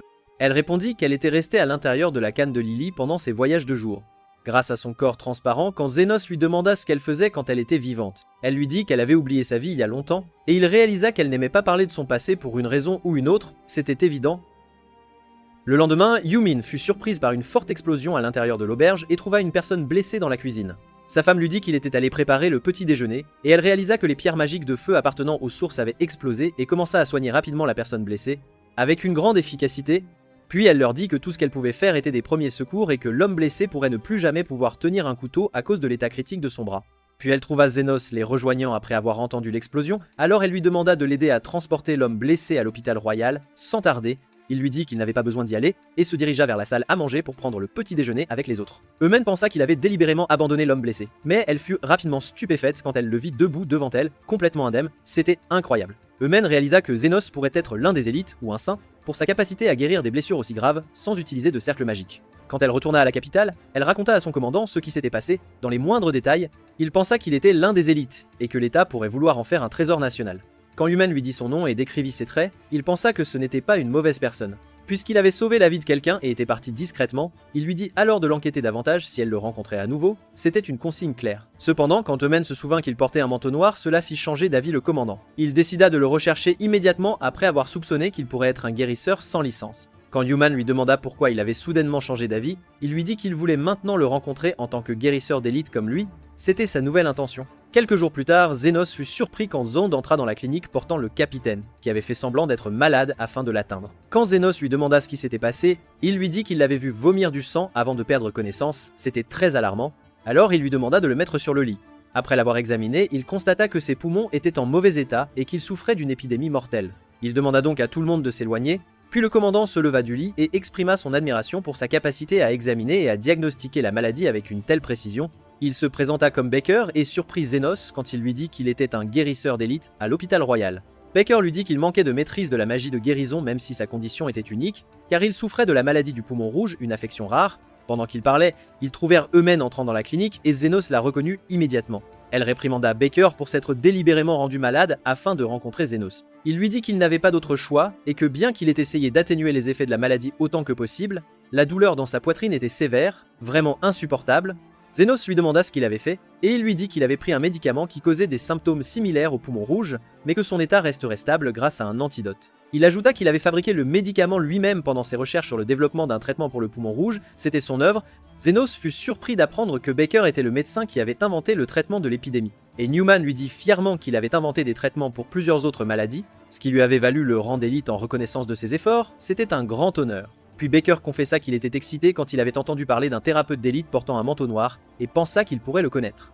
Zenos lui dit que le manteau appartenait à l'origine à son professeur, et quand il lui demanda son nom, il dit qu'il ne lui avait jamais dit son nom, c'était un secret.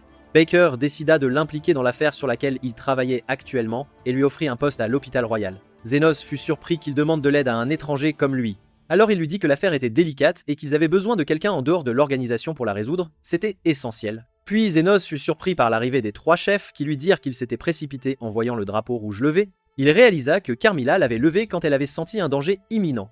Et ils menacèrent Baker qu'il ne sortirait pas vivant de là s'il pensait à nuire à Zenos, c'était une menace sérieuse. Baker réalisa qu'il était très populaire dans les bidonvilles, quelque chose qu'aucun thérapeute n'avait jamais fait auparavant. Alors il dit à Eumen qu'il devait reconsidérer la question et décida de faire de l'aide de Zenos dans la mission une affectation officielle, une décision importante. Zenos n'eut d'autre choix que d'accepter la mission, surtout après avoir révélé son secret à l'un des élites de l'hôpital royal. Il demanda ensuite à Baker s'il avait des connaissances antérieures sur son professeur, et Baker lui dit qu'il lui donnerait les détails plus tard s'il acceptait de travailler avec lui, et qu'il aurait son plein soutien une fois la mission terminée. C'était une promesse. Il tendit la main pour lui serrer la main et l'accueillir comme agent officiel de l'hôpital royal. Le lendemain, Zenos se rendit au quartier général de l'hôpital royal dans la capitale avec Baker et fut stupéfait par la taille immense de l'endroit, au point qu'il ne pouvait plus respirer, c'était vraiment impressionnant. Quand il entra, il fut dérangé par l'idée que l'endroit était spacieux et plein de vie, et il voulut aller dans une pièce plus sombre. Après cela, ils allèrent au bureau de Baker, ce qui fit que Zenos se sentit à l'aise et reprit un peu son souffle, car cela ressemblait à sa clinique chaotique, c'était un soulagement. Baker lui dit alors que la tâche qui lui serait assignée était de rechercher des personnes disparues dans des circonstances mystérieuses. Zenos lui dit que la recherche de personnes disparues n'était pas sa spécialité. Mais Baker voulut lui faciliter la tâche et lui dit que tout ce qu'il avait à faire était de traîner et de recueillir des informations et qu'il recevrait des privilèges spéciaux en tant qu'étudiant-chercheur. C'était une opportunité. Zenos se demanda s'il craignait que quelqu'un ne découvre son identité. Et Baker répondit qu'il travaillerait ici sous le nom de Zeno, un étudiant récemment revenu de l'étranger, et qu'il le recommanderait afin que tout le monde lui fasse confiance et ne le soupçonne pas. C'était une stratégie. Zenos réalisa que cela signifiait que Baker serait responsable devant tout le monde s'il échouait dans sa mission. Eumen le conduisit ensuite à sa nouvelle maison et il fut surpris de trouver Lily l'attendant. Eumen lui dit que Baker lui avait permis de l'accompagner en tant que sa jeune sœur et qu'il croyait qu'avoir quelqu'un qu'il connaissait le mettrait plus à l'aise, c'était une bonne idée. Zenos la remercia car il était vraiment inquiet de laisser Lily derrière lui. Après son départ, il fut surpris par le comportement de Lily, le traitant comme son mari. Il lui dit qu'elle était là en tant que sa jeune sœur et se demanda qui lui avait dit d'agir de cette façon, c'était très étrange. Carmilla apparut de nulle part pendant qu'il parlait, et quand il lui demanda pourquoi elle était là, elle lui dit qu'elle était venue le déranger pendant son séjour dans la capitale. Zenos se sentit en colère, et lui dit qu'elle pourrait finir par être expulsée si l'un des guérisseurs la découvrait, ce serait une catastrophe. Elle lui dit que peu de guérisseurs pouvaient utiliser la magie de guérison dans laquelle il était doué. Mais elle décida ensuite d'inspecter la maison pour choisir la chambre où elle resterait, tandis que Zenos sentait qu'elle était un mauvais présage et qu'il pourrait échouer dans sa mission à cause d'elle. C'était une réelle inquiétude. Le lendemain, Zenos s'assit pour déjeuner avec Eumen après avoir assisté à la session d'introduction et lui dit qu'il ne savait toujours pas comment obtenir sa licence. Elle lui dit qu'il devrait d'abord s'inscrire à une école de formation de guérisseur, réussir l'examen d'entrée, puis passer quelques années à étudier. C'était un long processus. Quand il réussirait l'examen final, il recevrait la licence. Zenos sentit que c'était plus grand et plus difficile qu'il ne l'avait imaginé. Humaine ajouta qu'après l'obtention de son diplôme, il pourrait être affecté à l'une des branches de l'hôpital royal, ou obtenir une licence pour travailler comme aventurier. C'était une possibilité, quel que soit le chemin qu'il prendrait, il pourrait subir une évaluation pour une promotion. Zenos commença à se sentir submergé par la quantité d'informations, puis voulut en savoir plus sur les personnes disparues, c'était sa priorité. Human lui dit que l'une des personnes disparues était son collègue plus âgé, Alfred, un thérapeute avancé qui travaillait comme chef adjoint du laboratoire et était connu pour son talent et sa considération pour les autres, en plus de son rôle significatif dans le développement d'un traitement pour la maladie du poumon rouge, une contribution majeure. Zenos sentit que c'était une personne intéressante et qui valait la peine d'être recherchée. Pendant qu'il parlait, le professeur Goldran entra dans la salle à manger accompagné de ses étudiants, et Human lui dit qu'il était le chef adjoint de l'hôpital et un thérapeute avancé de 7e classe, ce qui signifiait qu'il était l'un des élites, un personnage très influent. Elle ajouta que bien qu'il fût toujours l'adjoint, il détenait le vrai pouvoir dans l'administration de l'hôpital, en raison de l'âge avancé du président de l'hôpital royal. Depuis son entrée en fonction, il s'était intéressé à prendre soin des riches et des puissants, tout en traitant les pauvres avec négligence, gagnant ainsi une énorme influence. C'était une réalité. Zenos réalisa qu'il était préférable de rester loin de lui pour ne pas s'attirer plus d'ennuis. Mais elle fut rapidement surprise quand elle lui dit qu'il devrait traiter avec lui car il était l'un de ceux impliqués dans la disparition d'Alfred. C'était une information capitale. Elle ajouta que Goldrin aspirait à rassembler le plus grand nombre de guérisseurs talentueux sous son aile, alors il convoqua Alfred sous prétexte de l'emprunter au laboratoire pour faire des recherches. Baker fut forcé de le prêter à Goldran, car il lui devait une faveur après avoir contribué financièrement au développement du traitement du poumon rouge. C'était une dette. Cependant, Alfred finit par disparaître un mois après son départ et Goldran n'y a savoir quoi que ce soit à son sujet.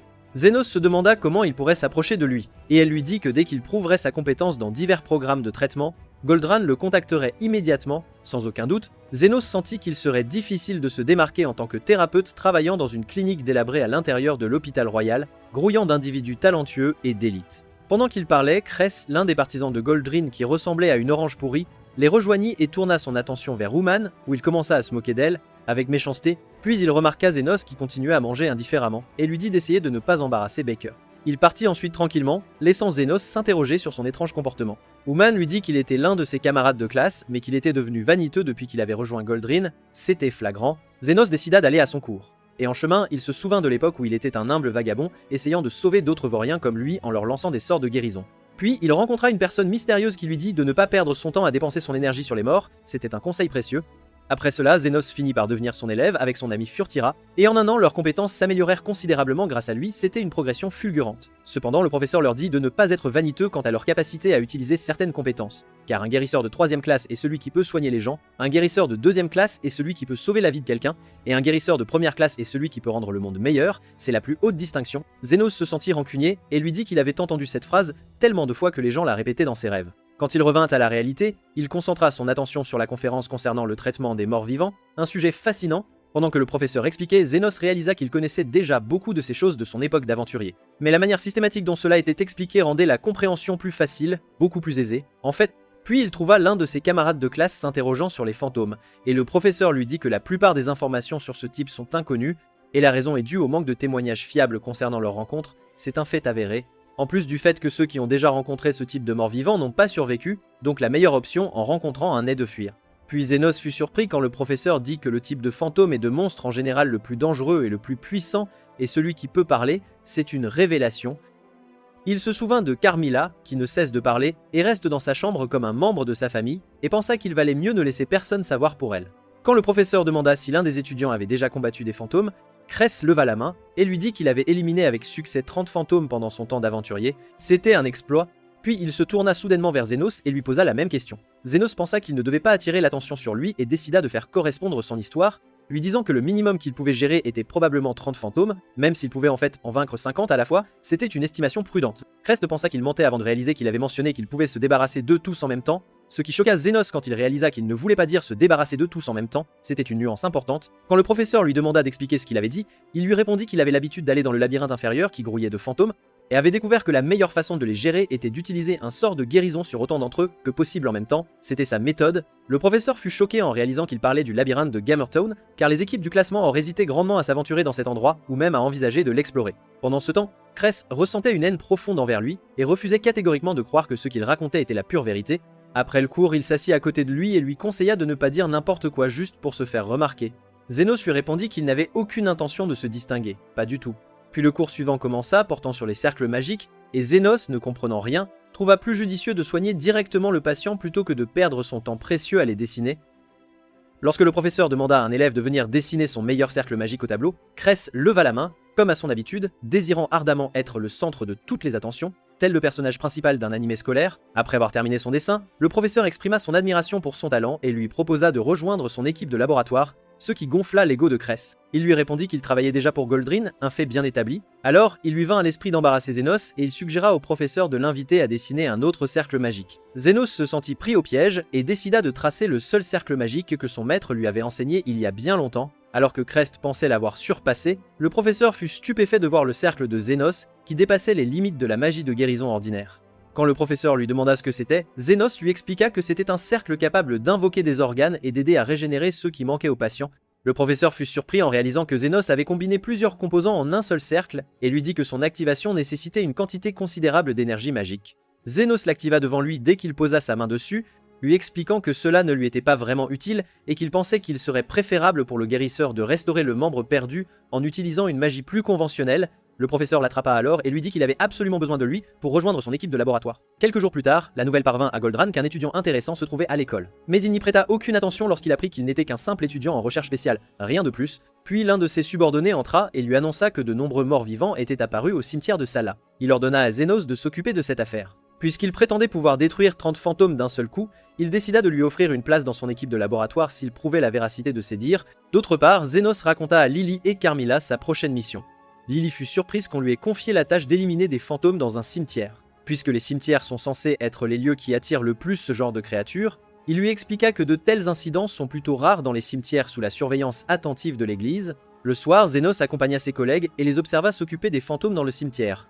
Il trouva leur méthode inefficace car ils ne traitaient qu'un ou deux fantômes avec un seul sort. Lorsque le nombre de spectres autour d'eux augmenta considérablement, Cress sentit que son heure était venue, que sa vie touchait à sa fin. Alors Zénos intervint et utilisa son pouvoir de guérison à grande échelle, aux grandes dames de Cress et à l'étonnement d'Uman. Après avoir réussi à éliminer tous les fantômes d'un seul coup, Cress tenta de s'attribuer tout le mérite, comme à son habitude, et tout le monde le crut rapidement. Eumen intervint et leur dit que Zénos l'avait fait, mais il le nia et ordonna à ses collègues d'aller rapporter ce qui s'était passé aux autorités compétentes. Alors qu'il partait, il s'approcha de Zénos et exprima son agacement face à sa présence parmi eux, et son apparition étrange sortit de nulle part. Alors qu'ils s'apprêtaient à partir, Zénos leur dit que les fantômes n'étaient pas encore vraiment morts. Quand ils se tournèrent vers lui, ils furent choqués de voir le roi des zombies émerger de sous la terre, tel un croque-mort sinistre. Mais le plus grand choc fut pour Cress lorsqu'il découvrit que tout le monde plaçait désormais tous ses espoirs en lui pour le vaincre. Il se sentit piégé, et quand il regarda Zénos et Uman pour obtenir de l'aide, ils firent semblant d'être stupides afin qu'il les laisse gérer la situation seuls, comme s'ils ne voulaient absolument pas de leur interférence. Il fut contraint d'essayer de gagner un peu de temps pour ses compagnons, en attendant l'arrivée des renforts.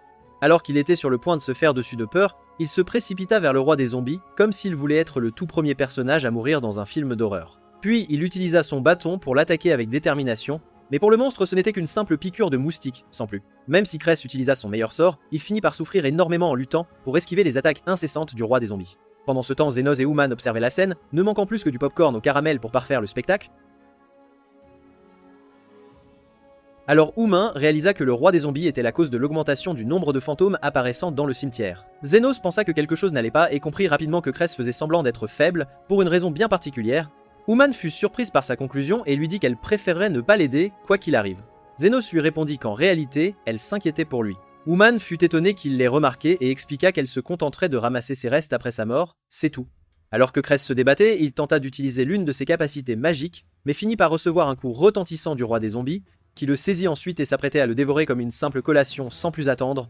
Cress n'eut d'autre choix que de crier à l'aide, et c'est alors que Zénos intervint et utilisa son super pouvoir pour anéantir complètement le monstre, le faisant disparaître. Après en avoir fini avec la créature, Cress commença à se plaindre comme un enfant à propos de son aide, alors Uman lui rappela que c'était bien lui qui avait hurlé au secours, alors que Zénos réalisait que les morts vivants sont attirés par le plus fort d'entre eux. Pour mettre fin à la dispute entre ses collègues, il s'excusa d'être intervenu et d'avoir aidé Cress sans permission.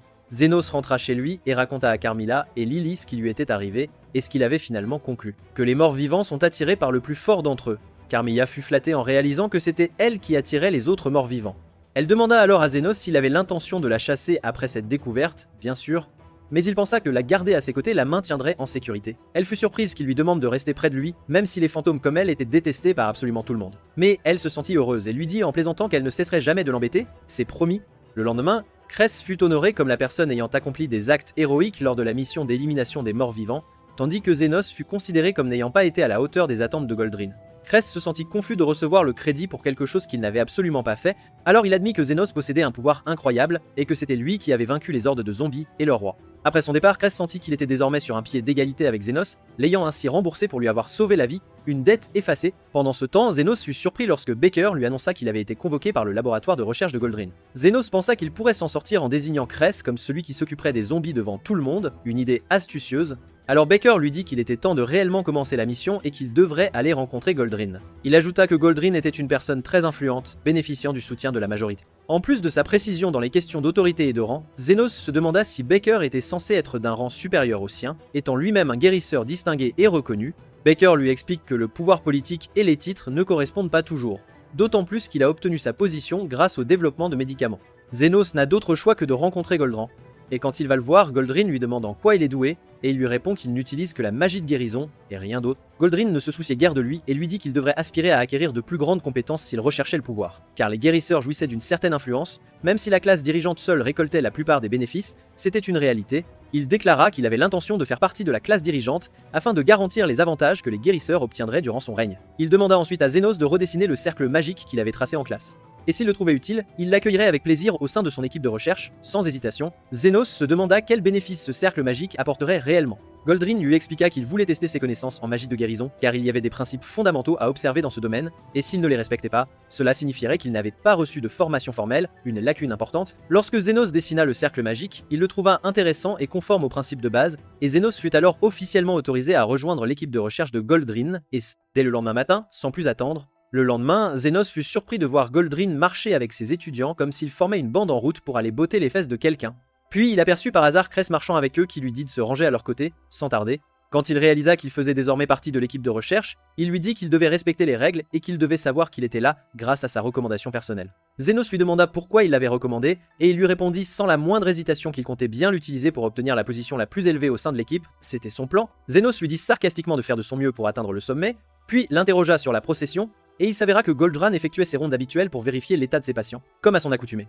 Zenos demanda s'il avait besoin de tous ses étudiants à chaque fois, et Crest lui expliqua que c'était davantage une question de montrer son autorité à tout le monde en marchant avec tous ses étudiants derrière lui, et que Goldrin ne rendait visite qu'aux patients les plus riches et les plus nobles, c'était une règle bien établie. Zenos était curieux d'observer de près ce que Goldrin faisait, alors il dépassa ses collègues et se tint à une courte distance derrière lui.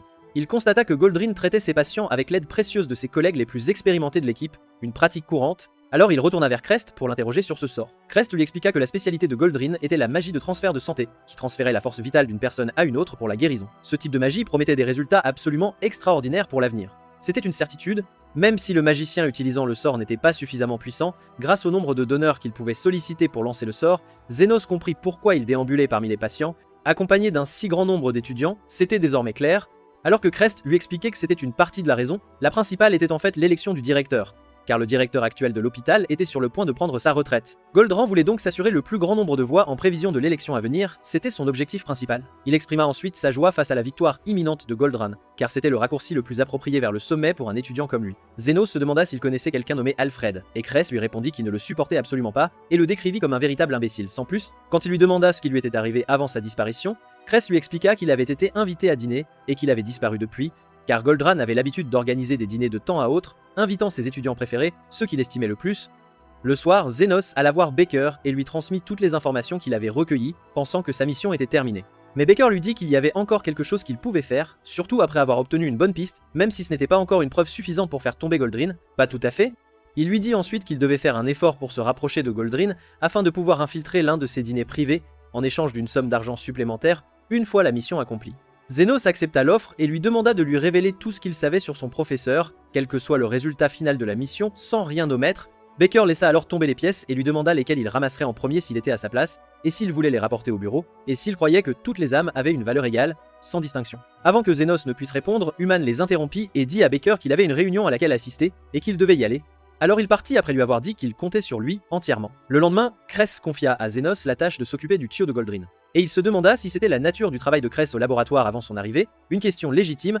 Cress lui dit fièrement qu'il avait l'habitude de nourrir le tuyau, de le promener, de le nettoyer et de le peigner avec soin.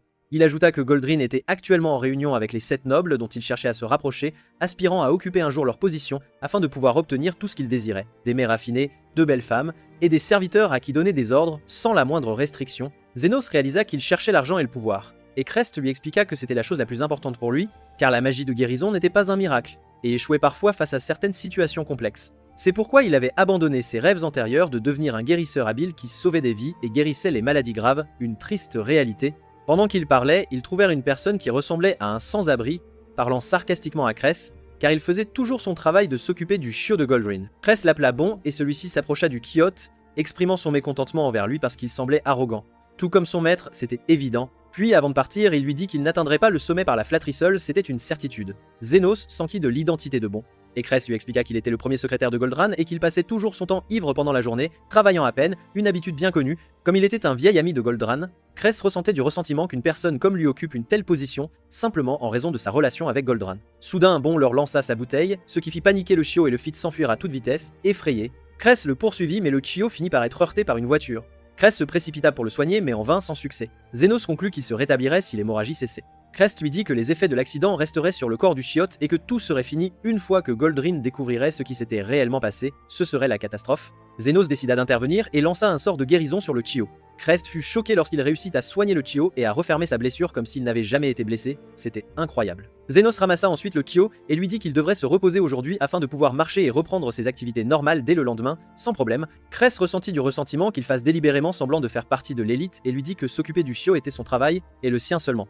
Le soir, Zénos croisa Eumène sur son chemin, et elle lui demanda de l'accompagner pour une promenade, une simple balade. Il se demanda si elle avait quelque chose à lui dire, et la trouva bientôt en train de s'excuser auprès de lui, lui expliquant que si elle avait été plus forte, elle aurait attiré l'attention de Goldrin, et qu'il n'aurait pas eu besoin de l'impliquer dans cette mission dès le départ, c'était une évidence. Il lui répondit qu'il n'était pas fâché à ce sujet, tant qu'il était payé pour cela, c'était l'essentiel. Et que sans cette mission, il n'aurait pas pu mettre les pieds à l'hôpital royal et en apprendre davantage sur son professeur.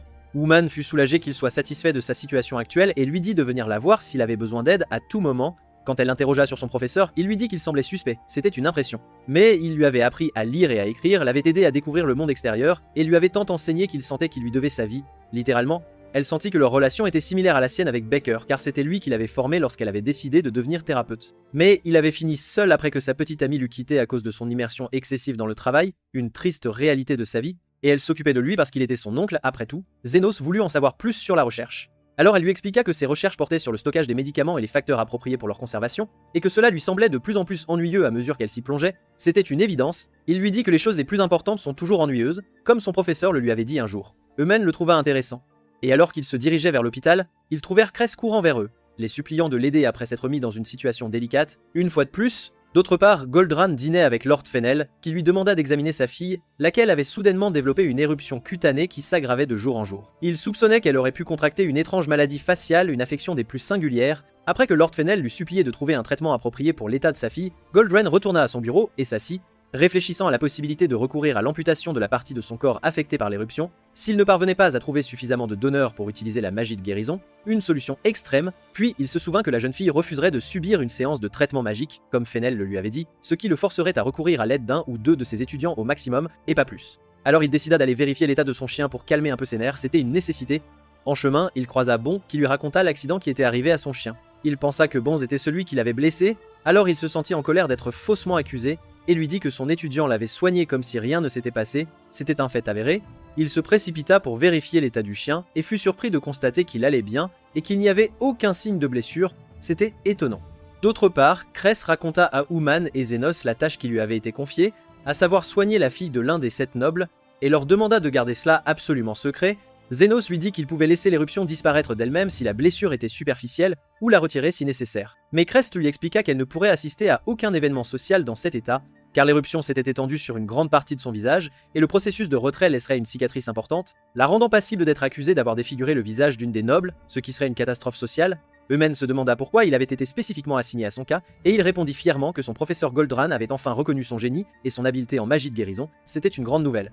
Mais elle réalisa vite qu'il essayait de mentir ou de s'encourager lui-même pour se sentir un peu mieux. En réalité, il admit ensuite que Goldran l'avait assigné à ce cas après avoir appris ce qui était arrivé à son chien sous sa garde. Quand il demanda de l'aide à Zénos, Lily les rejoignit, portant des tasses de thé. Cress fut surpris de la voir là. C'était inattendu. Et quand Eumen lui dit qu'elle était la sœur cadette de Zénos, il fut surpris qu'il ne lui ait pas dit auparavant qu'il avait une sœur aussi charmante, c'était une révélation. Lily lui fut reconnaissante, mais elle s'approcha de Zénos et dit à Cress qu'elle lui appartenait, et à personne d'autre. Alors peu importe à quel point il la flatterait, ce serait totalement futile, sans aucun effet. Le lendemain, Goldrin, Zénos et Cress furent convoqués par Fennel, qui leur expliqua que la situation sanitaire de sa fille s'était compliquée après qu'elle eut refusé de subir une intervention chirurgicale et qu'elle avait fini par s'enfermer dans sa chambre, sans vouloir en sortir. Quand il leur demanda d'essayer de la convaincre de se soumettre au traitement, les trois allèrent avec lui dans sa chambre et tentèrent de la persuader que tout irait bien grâce à l'expérience et à l'habileté de Goldran, c'était une certitude. Après qu'il lui eut promis cela, Charlotte s'approcha de la porte et lui rappela qu'il avait promis de lui acheter un manteau en fourrure de renard de feu, mais qu'il n'avait pas tenu sa promesse, pas du tout. Goldran commença à lui parler et lui demanda de lui accorder sa confiance la plus totale, mais elle refusa catégoriquement et lui dit qu'elle ne permettrait pas qu'une seule lame s'approche de son visage, c'était hors de question. Elle l'accusa de vouloir défigurer son visage pour plaire à la jeune fille qui lui en voulait, c'était son intime conviction. Alors Cress eut une idée et expliqua à Zénos qu'il comptait la persuader de subir l'opération. Et une fois rétablie, elle finirait par tomber amoureuse de lui, puis ils se marieraient, et il deviendrait ainsi facilement un noble sans effort. Zénos se moquait éperdument de son plan répugnant. Il demanda ensuite à Goldran et Fennel de lui permettre d'essayer de la convaincre. Dès qu'il commença à parler, il reçut une insulte cinglante de Charlotte, qui le traita d'assistant méprisable après qu'il se fut présenté à elle. Il finit par revenir en larmes auprès de Zénos. Zénos vit Goldran le fixer et comprit que c'était son tour d'essayer de convaincre Charlotte. Charlotte fut surprise par la foule devant sa chambre, et avant qu'elle ne puisse l'insulter de sa langue acérée, il lui dit que c'était tout à fait acceptable si elle ne voulait pas subir l'opération. Il ajouta qu'elle pouvait très bien vivre avec la maladie et qu'elle finirait par avoir une tache sur le visage qui la ferait ressembler à une vieille femme. Mais elle s'habituerait vite à sa nouvelle apparence, donc elle n'avait pas besoin de se forcer à suivre un traitement, pas du tout. Après qu'il eut fini de parler, Goldran se mit en colère et commença à le réprimander, mais ils furent surpris de la voir sortir de sa chambre, après avoir réagi à ses paroles, et choisi le traitement plutôt que de devenir une vieille mégère. Après être entrée dans sa chambre, elle se demanda si ce qu'il venait de lui dire était réellement vrai. Cress tenta d'engager la conversation avec elle, mais elle lui dit de fermer sa bouche car elle ne voulait pas que son haleine fétide pollue l'air de sa chambre. Goldran lui annonça que son visage ressemblerait à celui d'une vieille femme dans un mois, tout au plus. Elle se mit à pleurer, leur disant qu'elle ne voulait pas subir d'opération. Mais en même temps, elle ne voulait pas que la maladie reste sur son visage. Son père tenta de la convaincre que Goldran s'occuperait des cicatrices laissées par l'opération sans aucun problème, mais elle leur dit qu'elle n'accepterait que s'il garantissait que l'opération ne laisserait aucune cicatrice sur son visage. Puis elle partit rapidement. Quand elle s'assit sur le balcon, au milieu de ses cages à oiseaux, Zénos la rejoignit discrètement. Elle se sentit en colère et lui dit que leur présence polluait encore plus sa chambre. Zénos remarqua qu'un des oiseaux était blessé, alors il le sortit de sa cage. Charlotte lui expliqua qu'elle l'avait trouvé dans le jardin la veille, incapable de voler, malheureusement, puis elle se sentit frustrée en constatant une ressemblance entre eux, car elle ne pourrait plus porter de robe ni danser aux fêtes comme elle le souhaitait, et elle finirait par être oubliée avec le temps qui passe. Zénos lui demanda si elle voulait guérir, vraiment. Elle lui dit qu'elle voulait guérir sans que son visage ne soit couvert de cicatrices. Charlotte fut surprise qu'il ait pu soigner l'oiseau et le faire voler à nouveau. Alors elle lui demanda si elle aussi pourrait retrouver sa vie normale comme lui, un jour. Il lui dit qu'il pouvait l'aider si elle le voulait, et elle accepta de subir l'opération. Après cela, Goldran et ses disciples se préparèrent à commencer l'intervention et leur dire qu'elle devait réussir, coûte que coûte, quoi qu'il arrive. Quand il vit Cress transpirer abondamment, Zénos décida de prendre en charge l'opération sous la supervision de Goldran. Mais Goldran assigna rapidement Cress à commencer l'intervention. Il saisit nerveusement le scalpel, les mains tremblantes, et Zénos le prévint que sa peur excessive ne ferait qu'aggraver les choses. Cress fut surpris qu'il prenne la situation si à la légère. Alors Zénos décida de l'aider et lui dit qu'il lui chuchoterait les instructions, pas à pas. Cress lui fit confiance et commença l'opération.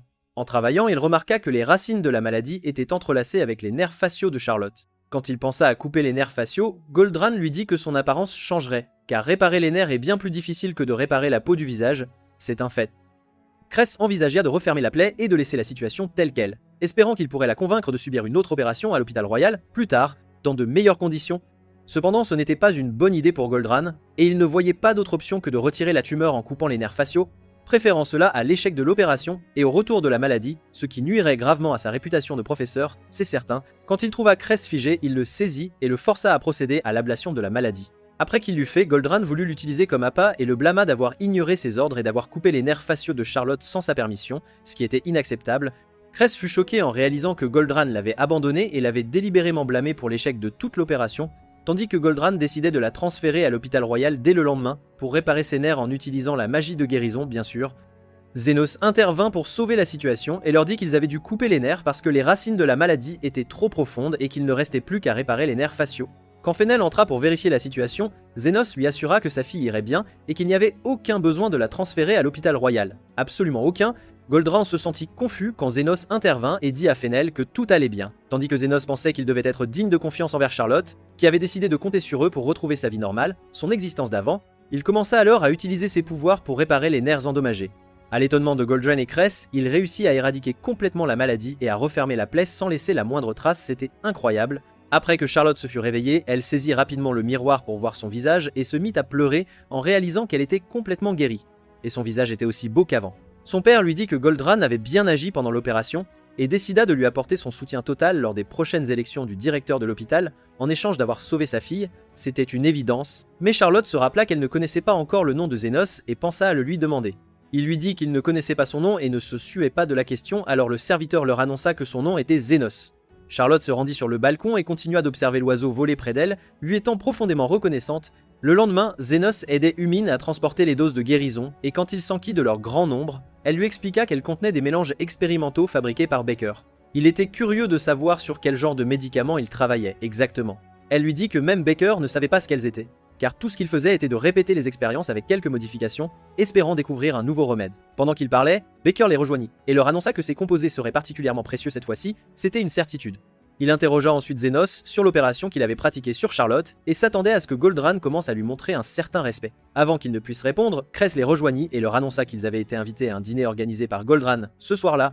Eumen était heureuse pour Cress et lui dit qu'il pourrait enfin obtenir la promotion qu'il attendait depuis si longtemps. Il était ravi car il deviendrait une personne de grande valeur après toutes ses souffrances. Puis il dit à Zenos de se préparer car le dîner aurait lieu ce soir-là, sans faute. Il partit rapidement tandis que Baker félicitait Zenos pour son succès à se rapprocher de Goldraan grâce à cela et lui dit que sa mission était presque terminée. Quelques jours plus tard, Zenos assista au banquet de Goldraan accompagné de plusieurs de ses disciples talentueux et proches comme prévu. Goldraan leur parla des prochaines élections pour le poste de directeur de l'hôpital royal et qu'il était sur le point de remporter l'élection car il avait un grand nombre de voix. Il ajouta que toutes les personnes présentes au banquet d'aujourd'hui faisaient partie de l'élite et étaient les meilleures choisies pour faire partie de son groupe, sans aucun doute. À ce moment-là, Cress décida de commencer à pratiquer son passe-temps favori, flatter les vies, afin de gagner leur confiance et leur influence. D'autre part, Zenos et Lily commencèrent à travailler sur leur mission et à se mêler aux invités de la fête pour obtenir le plus d'informations possible, c'était leur objectif principal. Indirectement, Zenos conclut qu'Alfred s'était occupé des liens de l'ivrogne avant sa disparition. Il décida donc d'aller lui parler personnellement. Quand il l'interrogea sur Alfred, Bon lui dit qu'il lui avait une fois apporté de l'eau après qu'il eut perdu connaissance à cause de l'ivresse, et qu'il ne se souvenait de rien d'inhabituel, absolument rien. Il ajouta qu'il était un bon garçon contrairement aux autres, dont Goldraan l'avait mis en garde. Zenos fut surpris par le comportement de Goldraan envers la personne qu'il avait nommé son secrétaire privé. Tandis que Lily était curieuse de savoir pourquoi Bonze était devenu le secrétaire de Goldraan, il lui dit qu'ils étaient amis depuis longtemps, et quand elle voulut connaître leur histoire, il l'ignora et partit, sans un mot de plus. Zenos réalisa qu'il était très ivre, tandis que Lily insistait sur le fait que Bond en savait beaucoup, même s'il ne se souvenait de rien pour le moment. Alors elle pensa à le faire boire encore plus pour qu'il leur raconte ce qu'il savait, et elle apporta 2 bouteilles de vin supplémentaires, sans hésiter.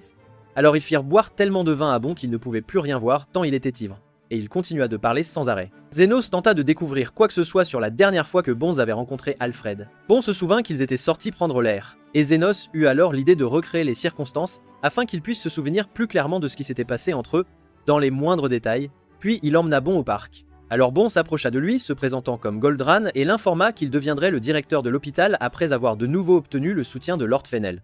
Quand Zenos s'enquit de la question, on lui dit qu'il avait obtenu le soutien de Fennel 13 ans auparavant, ce qui était la raison pour laquelle il était devenu aussi influent qu'il l'était à présent, c'était une certitude. Il ajouta que ce jour-là, une forte explosion avait changé la vie de Goldraan, qui était bloqué dans ses recherches, et avait obtenu un poste de professeur à l'hôpital royal avec l'aide de Fennel. Bon perdit rapidement connaissance pendant la conversation, sans pouvoir en dire plus. Zenos sentit qu'il était sur le point de découvrir quelque chose d'important et arrêta son interrogatoire là. Il retourna ensuite avec Lily au palais. Et quand il sentit qu'il avait négligé quelque chose en recueillant des informations, il fut surpris de voir Carmilla apparaître derrière lui, sortie de nulle part, comme un fantôme. Elle lui dit qu'elle avait compris ce qui s'était passé d'après ce que Bon leur avait raconté. Pendant ce temps, les 3 chefs attendaient le retour de Zenos à la clinique à tout moment, et Louis se demanda sarcastiquement si Sophia et Linga avaient quelque chose à faire de traîner là, sans but précis, mais Sophia l'ignora, car il était inutile de discuter avec elle en l'absence de Zenos. Puis elle fut surprise quand l'un de ses partisans entra dans la clinique et lui annonça que son frère Zond avait été gravement blessé dans un accident. C'était une terrible nouvelle. Elle se sentit inquiète et se demanda si elle devait attendre le retour de Zenos. Linga lui dit que son frère mourrait avant qu'il ne revienne, alors il devait emmener Zond là où il se trouvait. Elle leur répondit que c'était impossible, car il ruinerait la mission secrète de Zenos, c'était impensable. Mais ils la convainquirent que c'était une urgence et qu'il ne devait pas attendre. Elle décida de se préparer à partir. D'autre part, Carmilla raconta à Zenos tout ce qu'elle savait sur l'explosion survenue il y a 13 ans, lorsque Goldran avait sauvé la vie d'un des nobles ce jour-là. C'était une histoire complexe. Zenos réalisa que la personne blessée ce jour-là était Fenel, et que Goldran l'avait sauvée. Il lui devait donc une dette.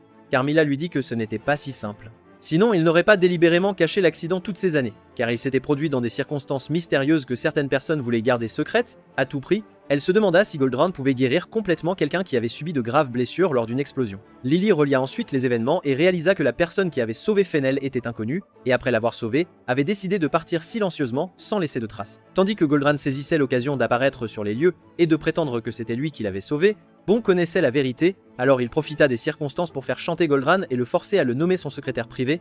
C'était une manœuvre habile. Zenos se demanda comment cela était lié à la disparition d'Alfred et supposa que Bonze lui avait peu être révélé le secret alors qu'il était ivre lors du dîner. Elle se sentit excitée d'avoir résolu le mystère de son point de vue, c'était une grande avancée. À ce moment-là, Cress les rejoignit pour leur présenter les nouvelles connaissances qu'il avait faites ce jour-là. Après que Lily fut partie avec lui, Zenos s'assit, réfléchissant à ce qu'il devait faire. Quand il relia les événements, il sentit que Fenel n'était pas la seule victime de l'explosion, ce qui signifiait que Goldran avait délibérément cherché une victime noble pour le rendre redevable de l'avoir sauvé. C'était une stratégie calculée. Puis il pensa que peut-être il avait utilisé sa magie de guérison avec l'aide des autres blessés pour soigner Fenel, ou qu'il les avait délibérément sacrifiés pour son propre bien. L'un des blessés était Alfred, qui n'acceptait pas ce que Goldran avait fait et pensait à se venger de lui. Mais toutes ces idées n'étaient pas fondées sur des preuves concrètes, il fallait plus d'éléments, alors il décida de raconter à Baker tout ce qu'il avait découvert jusqu'à présent, afin qu'il puisse juger par lui-même. Puis il remercia Carmilla d'avoir pris la peine de venir ici pour le voir dans des circonstances aussi dangereuses, c'était un geste appréciable. Elle se sentit honteuse et prétendit qu'elle n'était venue que pour l'embêter et s'amuser un peu. Après cela, Zenos retourna auprès des autres invités et fut surpris de les voir debout sur le balcon, fixant quelque chose au loin, avec une grande intensité. Cress lui dit qu'il y avait une agitation dehors, et quand il regarda, il vit Eumène en difficulté avec les gardes qui l'empêchaient d'entrer au banquet, et tentait de les convaincre qu'elle voulait lui parler. Puis il trouva Loi et les autres la rejoignant, accompagnés de Jang 2. Goldran était furieux de la présence de demi-humains dans son palais, et ordonna aux gardes de les expulser immédiatement, sans délai, mais ils finirent par tomber au sol devant la force brute de Linga. Puis Loi entra par le portail et commença à parler à Zenos, à l'étonnement des personnes présentes qu'il connaissait les demi-humains. Quand Goldran l'interrogea à ce sujet, il l'ignora et demanda à Lowy des nouvelles de la santé de Zonde, et elle lui dit que sa respiration était très faible, presque imperceptible. Alors Zolfia s'agenouilla devant lui et s'excusa d'avoir entravé son travail et le supplia de sauver son frère, qui était au bord de la mort. Quand il accepta sa requête, Goldran fut surpris par sa décision et menaça de l'expulser de son groupe s'il s'abaissait à sauver une bande de racailles. C'était une insulte pour lui. Zenos s'en moquait et choisit d'aller sauver Zonde. Avant de partir, il lui dit qu'il n'était qu'un guérisseur et ne se souciait pas de devenir l'un des élites. Puis il sauta du balcon avec Lily et se dirigea vers leur compagnon, laissant Cress sous le choc, incapable de croire ses yeux, complètement abasourdi. Goldran s'approcha de lui et lui dit que son avenir était terminé et qu'il s'assurait qu'il ne continuerait plus à pratiquer en tant que guérisseur à partir de maintenant. Il lui conseilla de ne pas être aussi stupide que lui. Cress se rappela ce à quoi il avait toujours aspiré. Une promotion, une belle maison et une femme attirante, c'était son rêve. Mais il ne put s'empêcher de penser à ce qu'il avait vécu avec Zenos et à ce qu'il avait appris sur la façon de devenir un véritable guérisseur. Cress réalisa que tout le monde le détestait parce qu'il le voyait comme avide et stupide. Alors il décida de suivre Zenos et d'abandonner ses rêves et ses objectifs afin de devenir un guérisseur digne de ce nom, un vrai. Il annonça son retrait du groupe de recherche de Goldran avant de rejoindre Zenos. Pendant ce temps, Zenos constata que Zonde était gravement blessé, alors il utilisa ses capacités pour le guérir complètement, sans aucune séquelle. Après avoir fini de le soigner, il vit Cress se précipiter vers eux, mais il fut rapidement déçu de constater que tout était terminé si vite et regretta sa décision impulsive. Eumène s'approcha de lui et lui dit que ce qu'il venait de faire était la meilleure décision qu'il ait jamais prise. Même s'il n'était qu'un simple fou, un peu naïf, cependant, Cress resta rancunier et les blâma pour la décision qu'il avait prise. Quand Zulfia s'en quitte son identité, Zenos sourit et lui dit qu'il était comme un petit frère agaçant mais attachant. Le lendemain, Zenos accompagna Human chez Baker et lui raconta ce qu'il avait conclu de son analyse de la disparition d'Alfred. Baker se rappela qu'Alfred lui avait un jour mentionné qu'il avait eu un grave accident enfant et peut-être faisait-il référence à l'explosion qui s'était produite. Il devina alors qu'Alfred avait délibérément disparu et attendait la bonne occasion de se venger de Goldran, et il n'y avait pas de meilleure occasion que le jour où il prendrait ses fonctions de directeur de l'hôpital, c'était une évidence. Alors il décida d'assister à la cérémonie d'inauguration et remercia Zenos de lui avoir fourni suffisamment d'informations. Il lui dit que sa mission secrète était terminée. Mais il devrait rester un jour de plus pour finir ses travaux de recherche, c'était impératif. Alors Human lui dit qu'ils organiseraient une fête d'adieu spéciale pour lui avant son départ. Le soir, elle se rendit chez lui avec Cress, et ils s'assirent tous ensemble, profitant de leur temps à dîner et à discuter, dans une ambiance conviviale. Cress finit par s'enivrer et commença à dire n'importe quoi après avoir appris la vérité sur Zenos et la raison de sa présence à l'hôpital royal pendant toute cette période. Il lui demanda ensuite ce qu'il devait faire après son départ, c'était une question importante.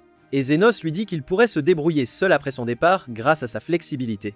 Pendant qu'il parlait, il vit Carmilla debout derrière un pilier et pensa qu'il était en train d'halluciner à cause des effets de l'alcool. C'était une vision étrange, mais Humaine fut surprise quand elle la vit s'approcher d'eux. Elle fut étonnée de trouver Zenos lui parlant si naturellement. Il lui dit que Carmilla était un fantôme au grand cœur. Quand il lui demanda pourquoi elle était apparue si soudainement, elle lui répondit qu'elle était en colère après que Cress eût bu son vin, car elle avait volé la bouteille pour la boire en secret. C'était un affront personnel. Elle menaça Cress de le maudire, lui et ses descendants, s'il buvait toute la bouteille seul la nuit après que tout le monde se fût endormi. Elle remarqua que Zenos était assis là, perdu dans ses pensées, alors elle lui dit qu'elle se sentait à l'aise avec la façon dont Cress et Humaine le traitaient sans discrimination après tout ce qu'il avait traversé dans sa vie. C'était un changement positif. Carmilla réalisa qu'il était triste de devoir leur dire au revoir, et retourna là où il appartenait. Il lui confessa qu'il n'était pas habitué à l'idée de dire adieu.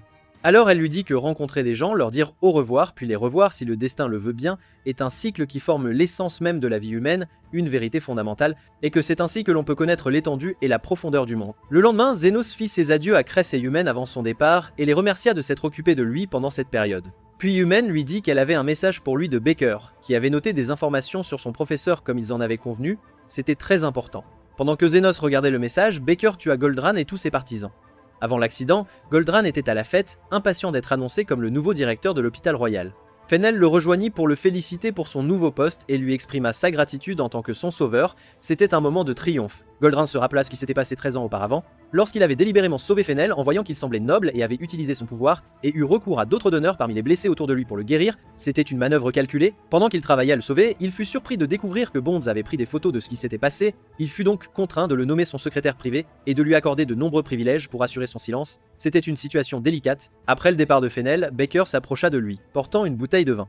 Il pensa qu'il était venu pour s'attirer les faveurs du futur directeur et l'interrogea sur Zenos, qui était venu sur sa recommandation, et lui dit qu'il était une perte de temps après avoir quitté son dîner pour sauver un groupe de demi-humains et le grand public, critiquant son comportement en disant que toutes les vies ne sont pas égales dans ce monde. C'était une déclaration choquante. Après cela, Fennel prononça un discours émouvant sur sa relation profonde avec Goldran, expliquant comment ce dernier lui avait sauvé la vie et insistant sur le fait que sans lui, il ne serait absolument pas là aujourd'hui. Goldrin l'interrompit brusquement, ne souhaitant absolument pas qu'il évoque à nouveau cette histoire. Fennel fut étonné qu'il ne veuille pas qu'il raconte à tout le monde son acte héroïque et courageux.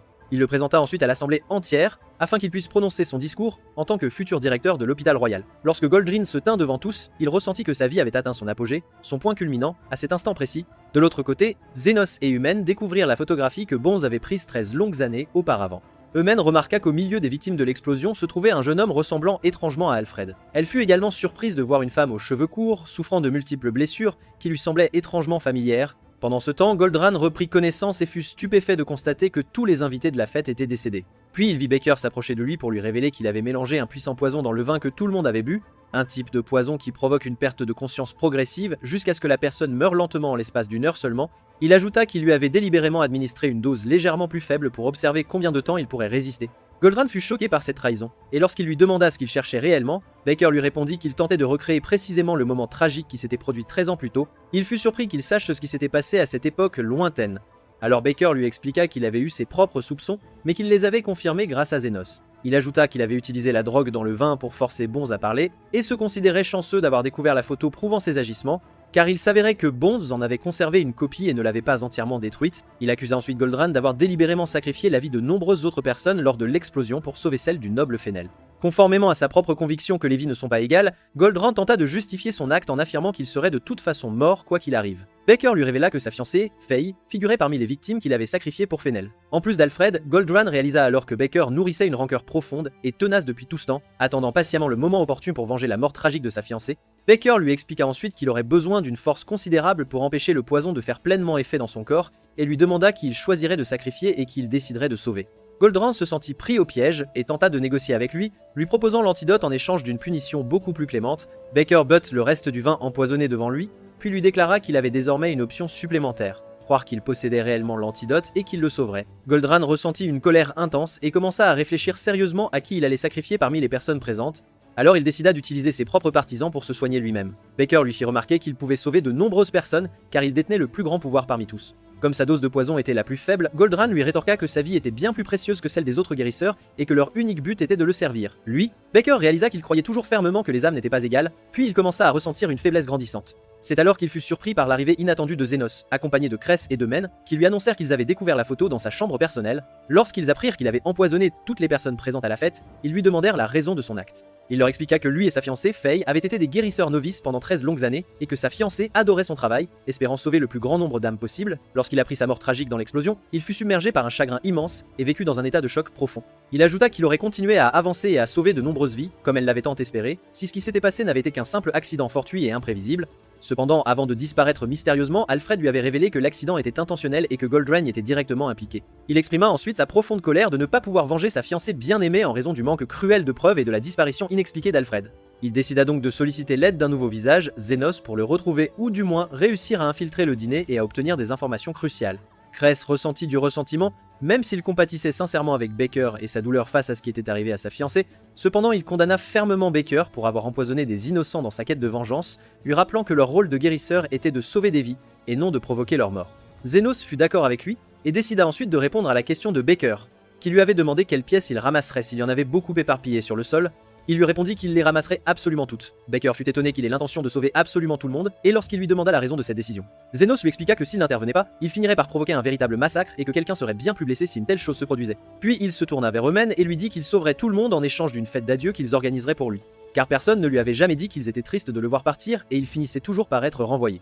Baker lui fit remarquer qu'il serait extrêmement difficile de préparer l'antidote sans connaître précisément les ingrédients exacts du poison. Zenos pensa qu'il n'avait pas suffisamment de temps pour cela et utilisa son pouvoir à grande échelle pour soigner tous les blessés simultanément. Pendant que Baker parlait, il fut surpris que Zenos ait également utilisé son sort de guérison pour le traiter. Lui aussi, Zenos lui expliqua qu'il avait décidé d'engager une véritable course d'endurance entre le poison et sa puissante magie de guérison. Eumen et Cress décidèrent de l'aider et commencèrent à traiter les personnes infectées une par une, tandis que Zenos se tourna vers Baker et lui dit d'être reconnaissant que ses disciples soient en train de réparer tout ce qu'il avait si gravement gâché. Baker n'arrivait pas à croire qu'il puisse continuer à utiliser le sort de guérison pendant une si longue période. Puis il se rappela à quoi ressemblait sa fiancée. Une jeune femme noble, animée par des objectifs élevés et de grandes ambitions, mais qui avait fini par mourir à cause de l'avidité insatiable de Goldrain. Il ne pouvait donc pas supporter l'idée de devenir un méchant comme lui, le futur directeur de l'hôpital. Alors que les gens reprenaient progressivement conscience, Baker se demanda si toutes les âmes étaient réellement égales. Il sentit que cette question le rongeait sans qu'il s'en rende compte, et il eut le sentiment que Men et Cress avaient en quelque sorte hérité de l'esprit de sa fiancée, Feya, dans leur quête désespérée pour sauver les autres. Après cela, tout le monde reprit connaissance. Et Goldrain, lui, resta inconscient car Zenos avait délibérément choisi de ne pas le soigner. Quand il lui ordonna de le traiter, Zenos lui répondit qu'il ne faisait plus partie de son groupe et n'était plus du tout obligé de suivre ses ordres. Il regarda autour de lui et demanda à ses partisans de le sauver. Puis ils se souvinrent qu'ils avaient eu l'impression que leur vie s'épuisait pendant qu'ils étaient inconscients, et ils soupçonnèrent que Goldrain avait l'intention de les sacrifier. Alors Zenos s'approcha de lui et lui dit qu'il se sentait épuisé, et qu'il recevrait donc un paiement supplémentaire pour le soigner, et puis il lui tendit un morceau de papier sur lequel était inscrit le prix qu'il exigeait. Goldrain ressentit une vive colère et refusa catégoriquement de payer cette somme. Zenos s'apprêtait à partir et à le laisser mourir. Il n'eut donc d'autre choix que d'accepter de lui verser cette somme exorbitante, puis il découvrit Fenel debout derrière lui, le fixant d'un regard furieux, et réalisa qu'il s'était complètement et totalement exposé. Le lendemain, Baker fut soumis à un interrogatoire rigoureux.